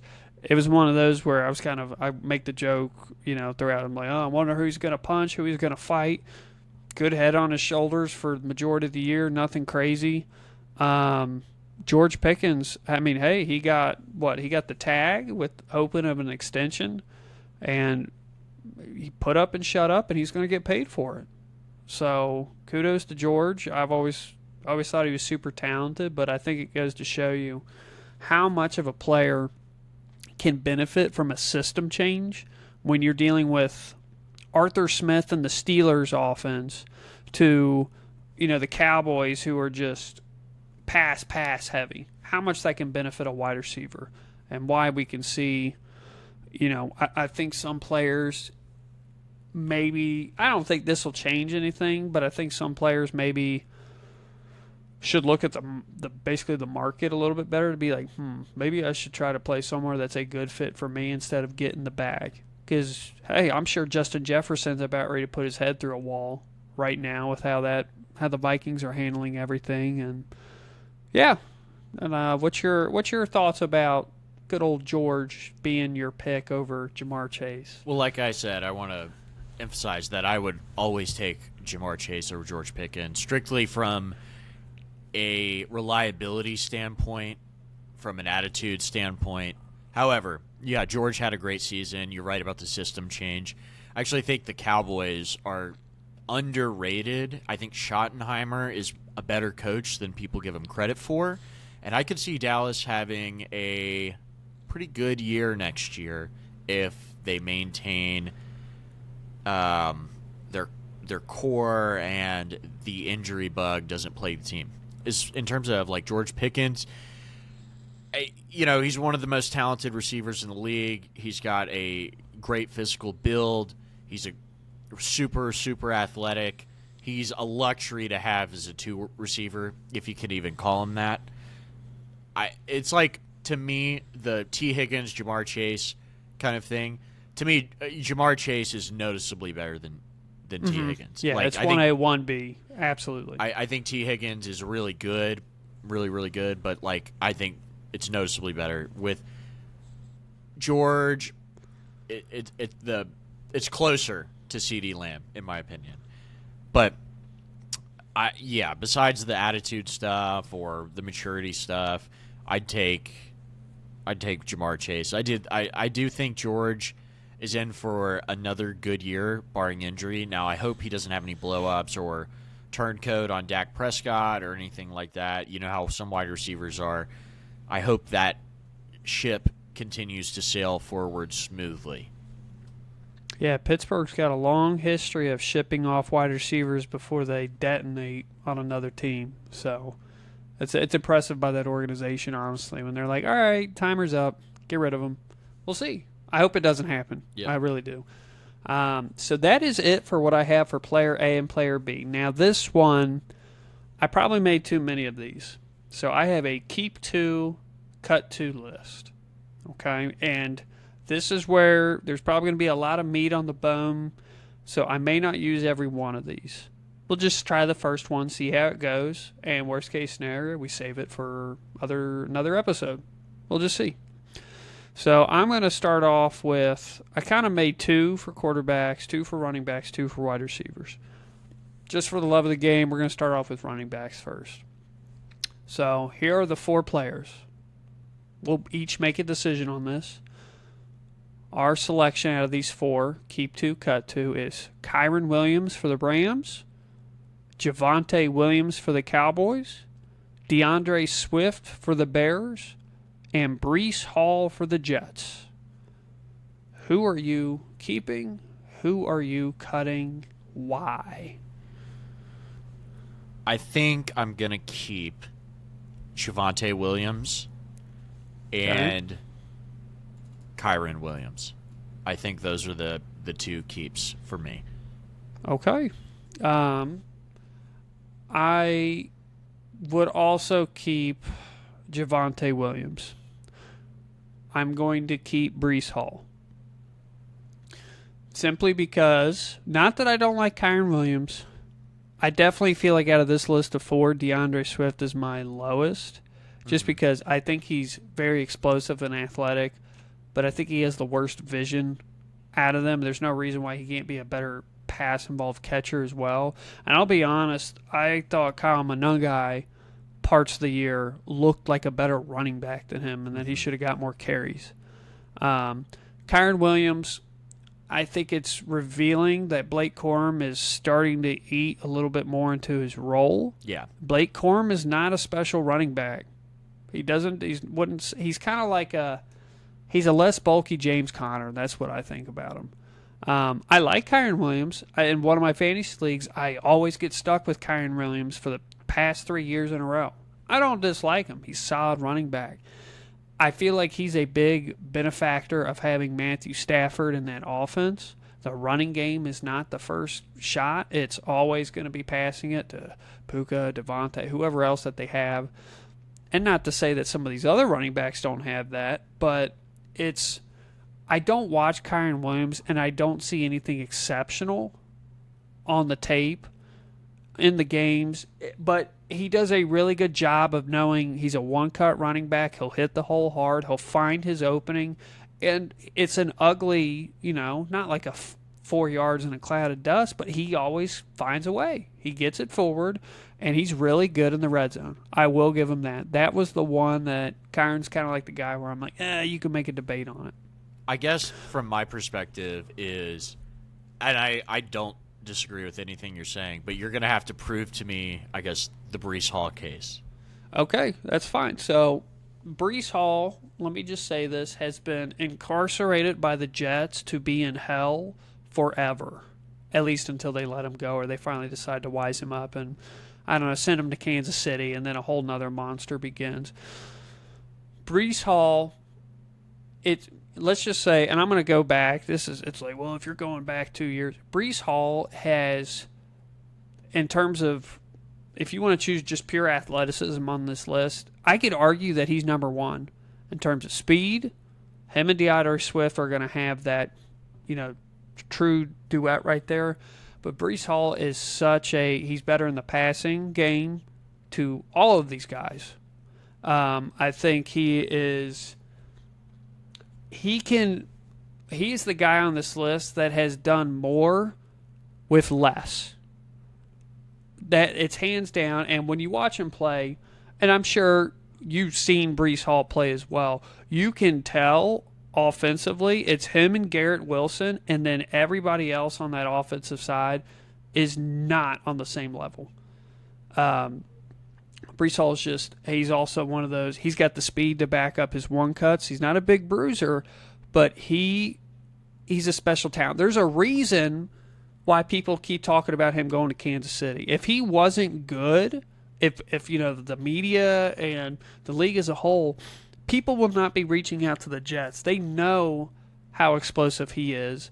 And, the Jets have actually done a pretty decent job of having people behind him, and it's been frustrating to see them force this carousel of running backs behind him when I'm just like, give Brees the ball.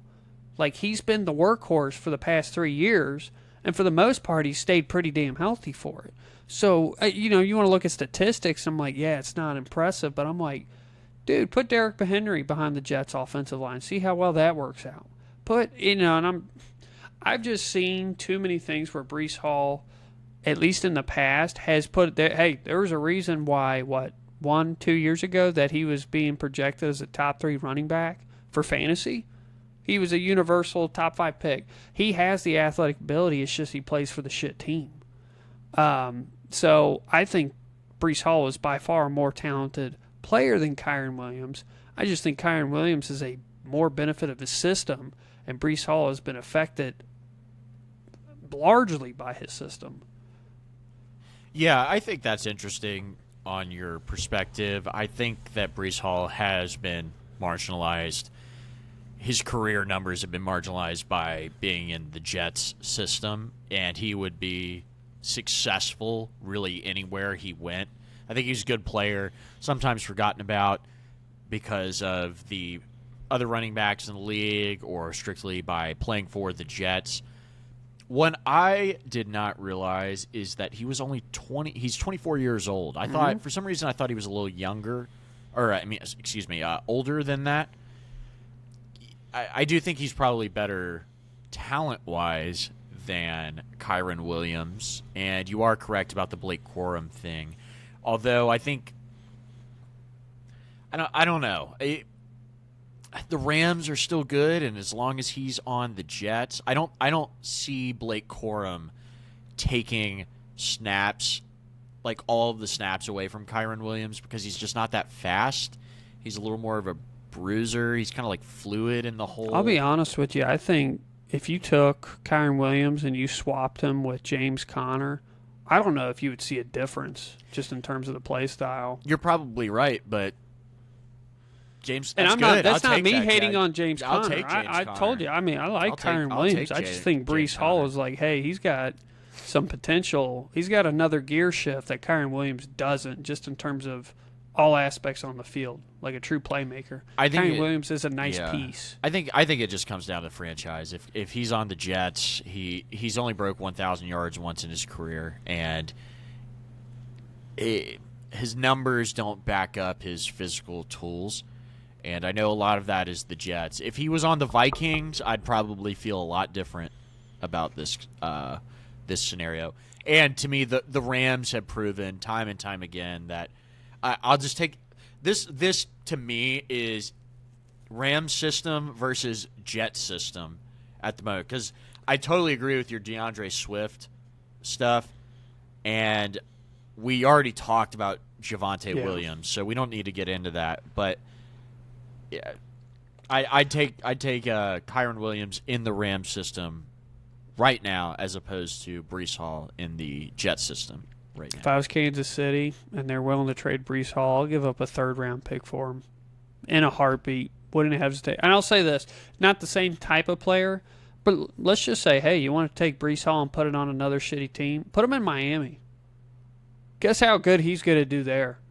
I think he does better than Devon Aching does. Well, you know what's crazy, though? You are probably right, but we don't know what Miami's offense is going to look like now. They don't have Mike McDaniel. I'm saying, like, if you went back to last season and then you flip it. Now it's like God knows what Miami's going to look like. Who knows? Okay, let's jump in. I'm going to switch over to wide receiver now. I like this one because there's no clear one. Here's your wide receivers: Zay Flowers, Chris Olave, T. Higgins, Cortland Sutton. This is a tough one. I think it is. I'm going to take. Hold on, really quick. I need to look up Cortland Sutton's just to make sure. Wait, are you stat checking right now? You can't do that. Oh, I'm not allowed to. No, I don't. You can if you want. I'm just doing it off the rip here. Okay. Yeah. So I won't if you do wanted that. to call me out and be like, "Look, he has 500 yards less. What are you doing, you idiot?" I'm like, I'm just going off the vibes. Okay. I'm gonna take. Because I know that some of these, the kind of stat order off the top of my head, I'm just choosing a player. I'm not just talking about, let's just say, this season statistically. And maybe I should have clarified that. No. I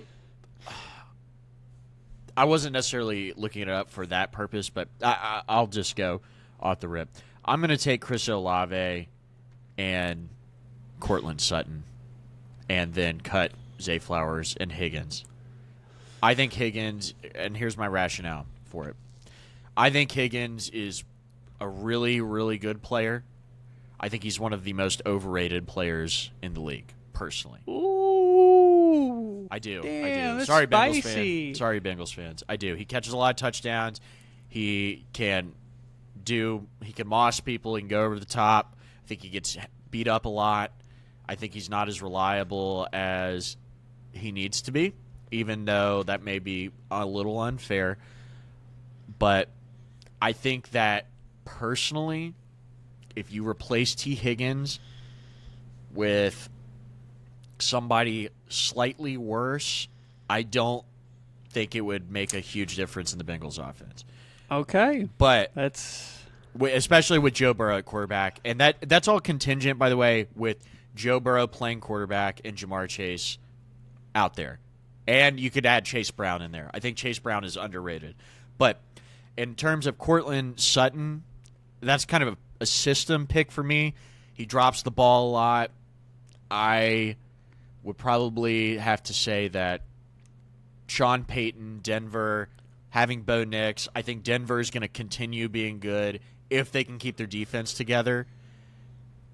I think Cortland Sutton is also probably underrated, although I don't really know what that means because he doesn't stand out in a lot of ways. I think he's just kind of there. He's very tall. He can be imposing. He can moss people too, but he drops the ball more than T. Higgins. Zay Flowers, Zay Flowers is super dynamic, but I still think he could get beat up. I don't know if he's like long for the league. And then my last take is Olave, who I personally think is the best wide receiver out of all of these guys, in my opinion. And I had him in fantasy. I had him in one of my leagues. He was incredibly good. It's probably one of the best fantasy picks I've ever made in my entire life. I think it was in my other league, but genuinely, I picked him in like the 8th round, and he was the wide receiver. He's top 5 wide receiver with Tyler Shuck and Spencer Rattler, mind you. And I'm going to take that going forward.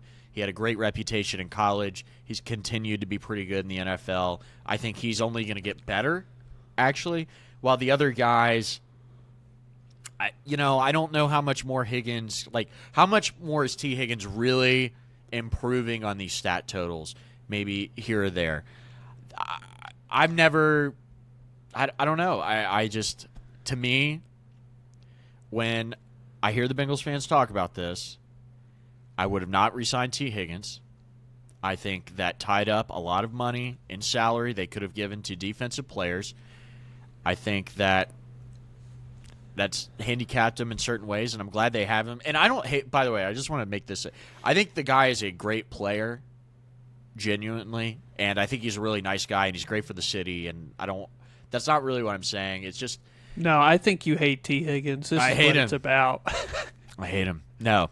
I think it's the emotional attachment thing to guys like this, and listen to this. I don't think the Eagles, if they had this situation, are re-signing T. Higgins. They're getting T. Higgins out of there. They're getting somebody else in there who's cheaper, who can do similar things to him without having to pay him a bunch of money. And I think they re-signed him because Joe Burrow wanted them to re-sign him. But that's kind of where I'm at. Olave, Sutton, I'm not thrilled about the Sutton thing. Zay Flowers is an injury risk, and I'm not a big fan of his game personally. So, Well, I'm going to agree with you on the Zay Flowers aspect. He is explosive, but I've seen too many times, and you could probably make an argument with almost all of these players to some degree, but how many times have I seen Zay Flowers drop a ball in like the worst possible moment for the Ravens consistently year after year after year? He's had his best season last year, I believe, statistically in terms of receiving yards. It's just, I don't feel comfortable sitting here saying that Zay Flowers is my number one. I'm like, I feel maybe really good if he's my slot guy, but, and that's more an affront to the Ravens and their front office with that, but I think Zay Flowers is very nice, but, if I had to make a comparison, I'm like, he's just a Devonta Smith to me. Not that that's bad, but he's not going to be the guy that demands, double coverage, that kind of thing. If he's playing the Patriots, I'm like, Christian Gonzalez got him locked up. I'm not even, if I'm a defensive coordinator there, I'm not concerned about it. I do agree with Chris Olave 100%. I think he's uber talented. I think that his biggest concern that you can have is his health, because that man has so many damn concussions. He's probably one or two more hits away from having brain soup at this point, all the way back from Ohio State. True. But he's a phenomenal player. He's an all-around guy. He'll beat you on the deep ball. He's great at yak. He has, and largely he's done it with the help of, he's had Rashid Shaheed there for some time, Jawan Johnson. He hasn't had the world beaters around him to get some of that, relief from, the coverages on him, but he's done very, very well. And despite different quarterbacks' plays the past few years, he's always been a reliable target for him. A guy that deserves his paycheck, that's for sure. So this is where the debate comes in, is we're sitting between T. Higgins and Courtland Sutton. And I don't necessarily disagree with the take, but I feel like Courtland Sutton is a deep ball specialist. T. Higgins is a yak specialist. They can do both, but if you put the image of your head, what are you thinking of? You're thinking about T. Higgins going across the middle, busting it up, trying to get another 10, 15 yards out of it. When I think of Courtland Sutton, he's doing the fade route in the end zone, and he's making this impossible catch. Both are nice to have. Don't get me wrong, but I think I'm going to lean towards the athleticism of T. Higgins. I've seen him do both, just like I've seen Courtland Sutton do both. T. Higgins he's had multiple soft tissue injuries here and there. To my knowledge, though, Courtland Sutton, comparing to him, Courtland Sutton's blown in his knee. I don't think T. Higgins has done that, if I remember correctly. I don't recall any specific thing, turn his ACL, anything like that. I hate to rely on the injury part of it. But to be honest with you, last year, if I'm looking at the Broncos, you had Troy Franklin in there. You had some other guys also producing on the deep ball. So it's not like Courtland Sutton was the only guy doing it. Courtland Sutton's a very good sideline catcher as well. Of course, every wide receiver is going to have the drops here and there. And I'm going to say that for Zay Flowers, too. That was a little maybe over the top on me. I just think T. Higgins brings more dynamic possibilities to your offense and where you can line them up. I can put T in the slot if I want to. I can put him on the outside if I want to. Courtland Sutton, I don't feel like I can really put in the slot too much. He's a pure X wide receiver. I do not want to put him in the category and be like, he's Mike Evans, because he's nowhere as near as big, but he's got his role on the offense. He does a damn good job at his role, taking the top off, working across the middle, challenging the safeties. But I feel like T. Higgins, you're comfortable with him lining up anywhere, doing any route, and he's got the athleticism to beat a good majority of defenders. I'd say probably 80-85% of defenders in the league. So my picks are Chris Olave and T. Higgins. I probably took the L on this one because T. Higgins is also 26 and Courtland Sutton is 30. However, I do stand behind everything I said about T. Higgins. I feel like reacting to that, my instinct was to go for my T. Higgins thoughts rather than, Courtland Sutton, whatever. The Broncos system. I think you have an argument. I don't think it's necessarily wrong. If T. Higgins, if this was another mind. player, I think other than Cortland Sutton, it'd be a little bit stronger of an argument for the T. Higgins thing. But you're right. Cortland Sutton doesn't really do a lot for me personally. I'm not a big T. Higgins guy. That's fair. Yeah. You don't have to be. I get it. Yeah. It's all right. We'll do. Yeah. How about we'll do one more, and we'll do it for the quarterback category because then I'll have potentially one for next week. Unless you want to keep going, I do have another set of wide receivers, another set of running backs. Let's do one more. One more. So I'm going to do quarterback then, just to even it out, finish up with the most important position in football. Let's see what you think here. So keep 2, cut 2. Sam Darnold, Trevor Lawrence, Caleb Williams, Justin Herbert. This is, I think, depending on opinions, this can be tough. I think this could also be a little bit easy. However, we do have some recency bias. And to be honest with you, age isn't really a factor in this one. Injuries aren't really a factor in this one. So it's pure talent, what you've seen, and what you think. As players, I like all 4 of these guys, really. I mean, I'm a fan of all 4 of them. I really like Trevor Lawrence. I really like Sam Darnold. I think Caleb Williams showed a lot this year and is going to be a really good player. I think, I excoriated Justin Herbert in a previous podcast, but I do think he's a really good player. If I had to pick... This is tough. You know what? They're all, I would say, at least decent to good. At least, and that's me being mean. Man, this is tough. I'll do processes of elimination here. Okay. The first one I am eliminating is Herbert. Okay. He's off. Now I'm down to Caleb, Sam Darnold, Trevor Lawrence. Am I putting too much stock in the Super Bowl victory? Maybe. Trevor Lawrence is erratic, just like Caleb Williams. You know what? I'm just going to do it. Here we go. I'm picking Caleb Williams, and I'm picking... Ooh. I'm going to pick Sam Darnold, actually. Okay. But I will say this. I really like Trevor Lawrence. That was very tough. I believe in Trevor Lawrence. However, I think this Seattle thing has legs and I think Darnold is sharp, and if he limits mistakes and if he continues to play really solid football, I could see this thing going on 4 or 5 years into the future. Not winning Super Bowls, but divisions and being really good. So I'm gonna trust the winning pedigree, and then I think Caleb Williams is just too talented. And paired with Ben Johnson, Ben Johnson is a freaking superstar. People, he is incredibly good. So that's who I'm going with. What say you? So I'm going to take I don't want to say the easy one, but I'm going to take Caleb Williams because I have not. It's been a while since I've seen a player in year 2 have the amount of excitement.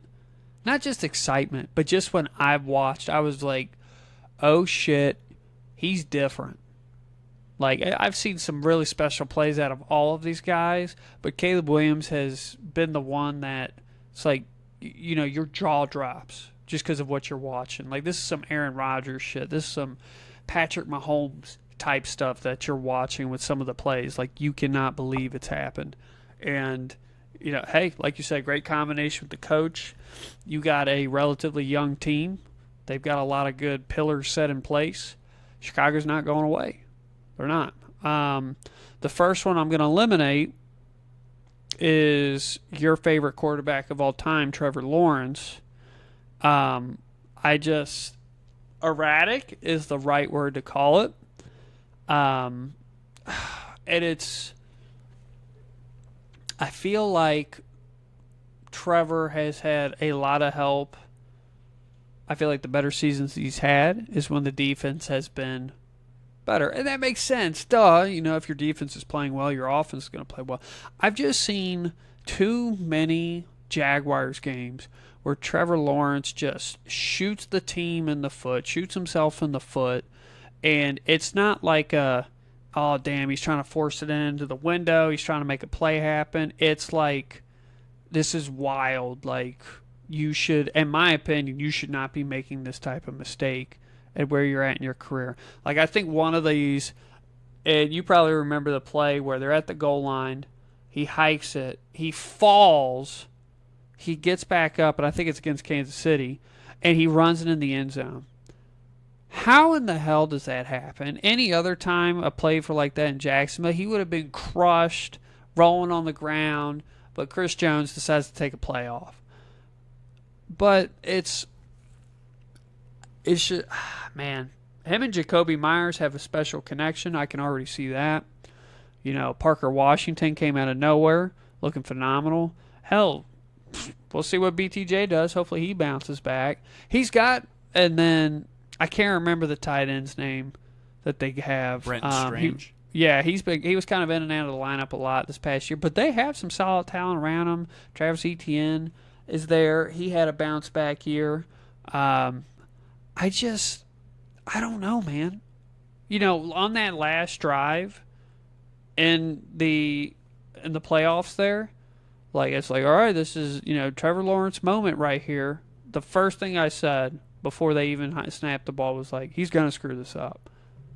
First play. I'm like, that's a wild throw, interception. Just me personally. I think Trevor Lawrence is very gifted. He's very talented. There's a reason why he went number 1 overall. There's a reason why he was compared to Andrew Luck.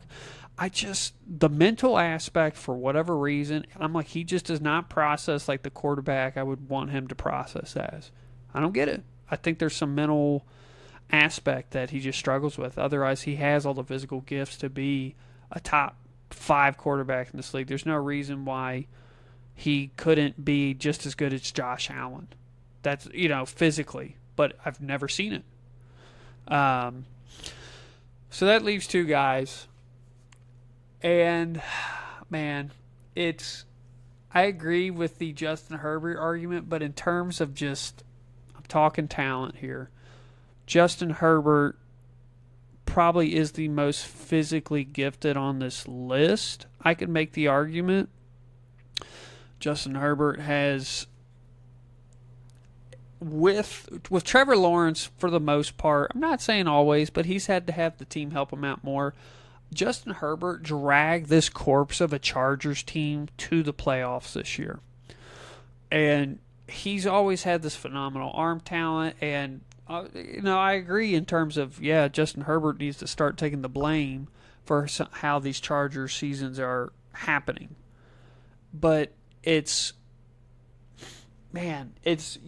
watch it when you sit there and watch the Charger games. Like, Justin might make a bad play or two, but they didn't lose the game because of him. And Sam Darnold, it's not me making the decision of, I think Justin Herbert is just level and heads above of him. I just think Sam Darnold, he had a phenomenal run. I agree. I think Seattle's still going to be hanging around. They're going to be a threat for a while. It's just what Justin Herbert can do in terms of when the pocket is collapsing. He's had both of his offensive tackles out since like week 4, week 5. His escapability is, I would go on along to say, elite in terms of looking down the field, making a play happen. And the Chargers are alive in games and winning most of those games, whereas with Sam Darnold, he did the best pocket management I saw was in the Super Bowl. But I've seen a lot of times in the past where as soon as they start to get pressure on him, he starts to melt. Justin Herbert at least doesn't seem to melt that quickly to me. And he's got a wonderful arm. He's great on his legs. I don't think you're wrong with taking Sam Darnold. It's just my preference where I'm like, man, I'm looking at this as a true physical aspect here. And does that mean like, oh, you're taking Josh Allen every time? I'm like, not necessarily, because I have questioned Josh Allen's decision making multiple times. And Justin Herbert, not that he hasn't had decision making problems, but I think honestly him and Darnold in terms of, let's just say, thought processing ability is probably fairly similar. Now I'm just relying on the athletics here. And that's where I'm going to lean into Justin Herbert. So this is all hypothetical, but I actually feel like Sam Darnold could be better. I think he could put up more numbers, have more touchdowns. I think there is still like room there. I think that offenses I think Seattle kind of played it safe. He did what he needed to do. I think he could probably improve. Now, this is hypothetical. It's like what Justin Herbert has done versus what Sam Darnold has done, the career arcs, et cetera, et cetera. I just think I do believe that in the right year, not that it would ever happen, and also Justin Herbert could do this too. I believe Sam Darnold is capable of winning an MVP, personally. I don't think it could ever happen, but I think I could see Sam Darnold throwing for 4,300 yards, 37 touchdowns, and maybe like 15 interceptions, and getting like a second-team All-Pro and being in the mix for that. I genuinely believe he is capable of that. I think he's physically talented enough. I think he's a exceptionally underrated athlete, but he is Sam Darnold. There is winning the Super Bowl doesn't wash away all of the actualities in his game, all of the decision-making issues, the roster around him, even though Seattle's is really good. I'm just saying, like, in the past, Carolina, the Jets. But I do think, even at 28 years old or 29, I can't remember how old Sam is, I still believe there is room for growth there. I think Herbert, I think that's all valid. With Justin, I already went into all of it. I'm of the mind of no more excuses, and I'd rather have Sam at this point, who's proven to at least win. Now, Sam melted down with Minnesota. This could be his only year where this happens. I don't think it will be, but... And you're right. This could be the start of something, too, because if you're sitting there looking at the NFC as a whole, and this is easy to do 2 weeks after the Super Bowl, I'm like, man, the Rams look like the biggest contender to them, but they're kind of only a year or two more with Stafford at this point. The 49ers are kind of in this shuffle right now. Who knows? Arizona is garbage for the foreseeable future. I'm not concerned about anybody in the NFC South.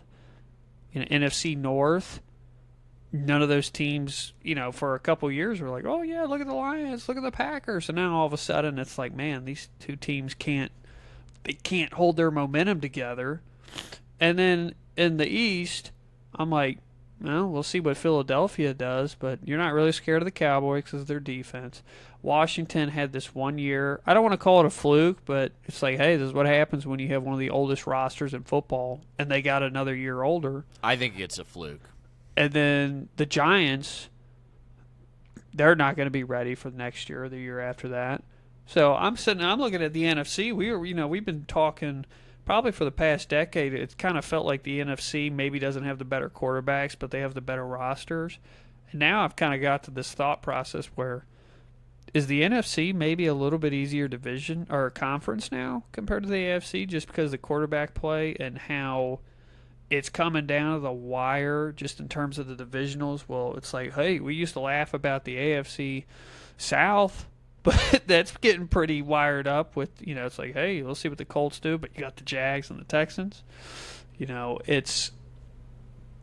got, the AFC North is always going to be contentious. The AFC East, it's like, holy shit, New England just came out of the ashes, and Buffalo better get their stuff. They better get them together. And then AFC West, you just got, these juggernauts between Denver, Chargers. We're going to see Kansas City probably bounce back a little bit next year, and then you've got the decaying corpse of the Raiders still trying to figure out what to do after Derek Carr's 1 year wonder. So I kind of went off a little bit of a rant there, but We'll see. I think the main point is the road is open. I know it's easy to say, oh, it looks like they could repeat. I'm like, Seattle's, we talked about it. A lot of money left. A lot of guys they can re-sign. They've been drafting well. Sam Darnold, hey, saturates in the system another year. This is potential where if everything were to work right, Sam Darnold's not going to be a joke anymore. It's going to be like hey, what if he wins 2 more Super Bowls? That'd be wild. That'd be a wild conversation to have. He's like, wow, he's got more than Peyton Manning. He's got more than Eli. He's got more, Drew Brees, all these guys. And you're like, holy shit, Sam Darnold, the ghost man, I'm with you on all that. And one of the issues I have about the Sam Darnold discourse is that I feel like people forget that he was like a top 5 pick not even that long ago, and then he ended up winning the Super Bowl this year. He did have the years with the Jets. He had the meltdown in Minnesota. He had the 49ers year. He had all of that baggage. But I still feel like people kind of forget that in terms of physical talent, speed, I don't believe he's maybe with the Jets. I don't think he's really suffered that many huge injuries or anything like that. And he is now in a system where he could really the building believes in him. He's got a good coach, a good defense, a good line, good skill players. They're only adding. I just think the way people talk about Sam Darnold is if he's like this charity case who was like a 4th-round draft pick, and that he's like Jim Plunkett or Trent Dilfer. That they're comparing him. It's like, guys, no. Watch the guy play football. Yes, could he fumble it and turn it over? Totally. I'm not sitting here acting like that's not baked into the pie, but I think people often underrate Sam's talent, and I think it dilutes the discourse when it comes to how good he can actually be. And I still, because of his career arc, think that there's still a little bit left to bake in the cake. For me, at least, I think he could get there. So I think the way people view Sam Darnold is maybe lesser than how I view what he could do. With all the caveats of, yes, he does have some holes in his game. He's not I wouldn't take him. There's 5 or 6 quarterbacks I'd take above him, but his talent and his situation are going to be winning more games, in my opinion. I agree. He's only 28 years old. He's still got plenty left in the tank.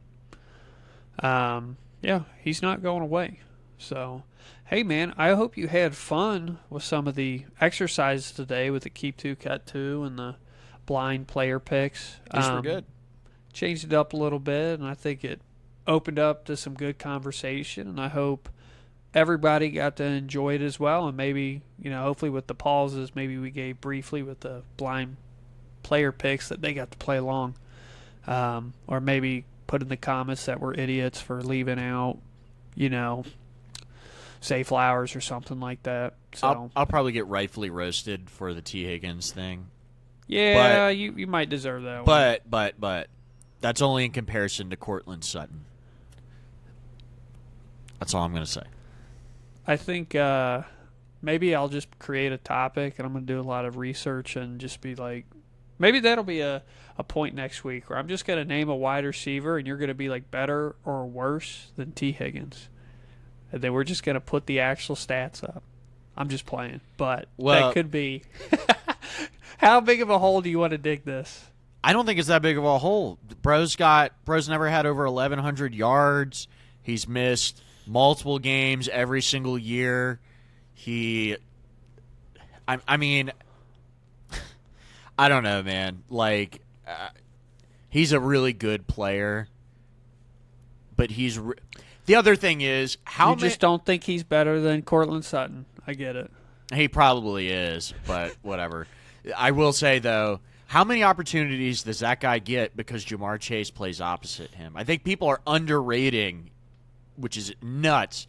Not saying how good Jamar Chase actually is. I think Jamar Chase is one of the 10 best, maybe 7 best receivers to ever play football. I think he is legitimately that good. That good. Chad Johnson phenomenal. Does not touch him in terms of not even close. Steve Smith, I'm taking Jamar Chase over all of those guys. I wouldn't even blink. I'd take him over Justin Jefferson.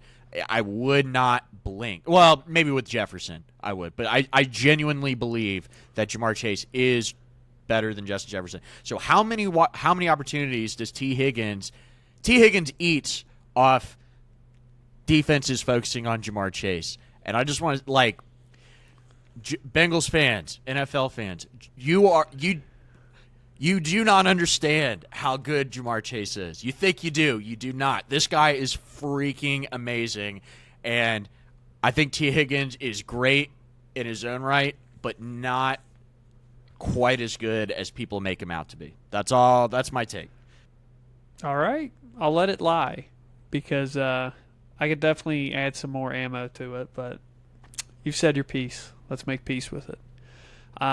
Is there anything else you wanted to add on to this episode? Good episode. It was a good episode. I had fun with the top. I actually think those topics were really good. We should do more games like that or content like that. I think it would be good. We could always do it with basketball or other stuff. But, yeah, I enjoyed doing that. No, I'm glad you liked it, man. I think it'll be helpful when we're kind of in our football off season a little bit, maybe to add some material in there and have some fun with it. But yeah, I think we wrapped everything up. We had a really good episode. We hope everybody that's listening got to enjoy it. Feel free. Let us know if you want to listen to any other topics. We're open to discuss anything. But until next time, hey, thanks for watching. If you don't mind, like, share, subscribe, whatever you got to do. We appreciate everything. Appreciate your time. Have a wonderful weekend. Have a good week, everybody.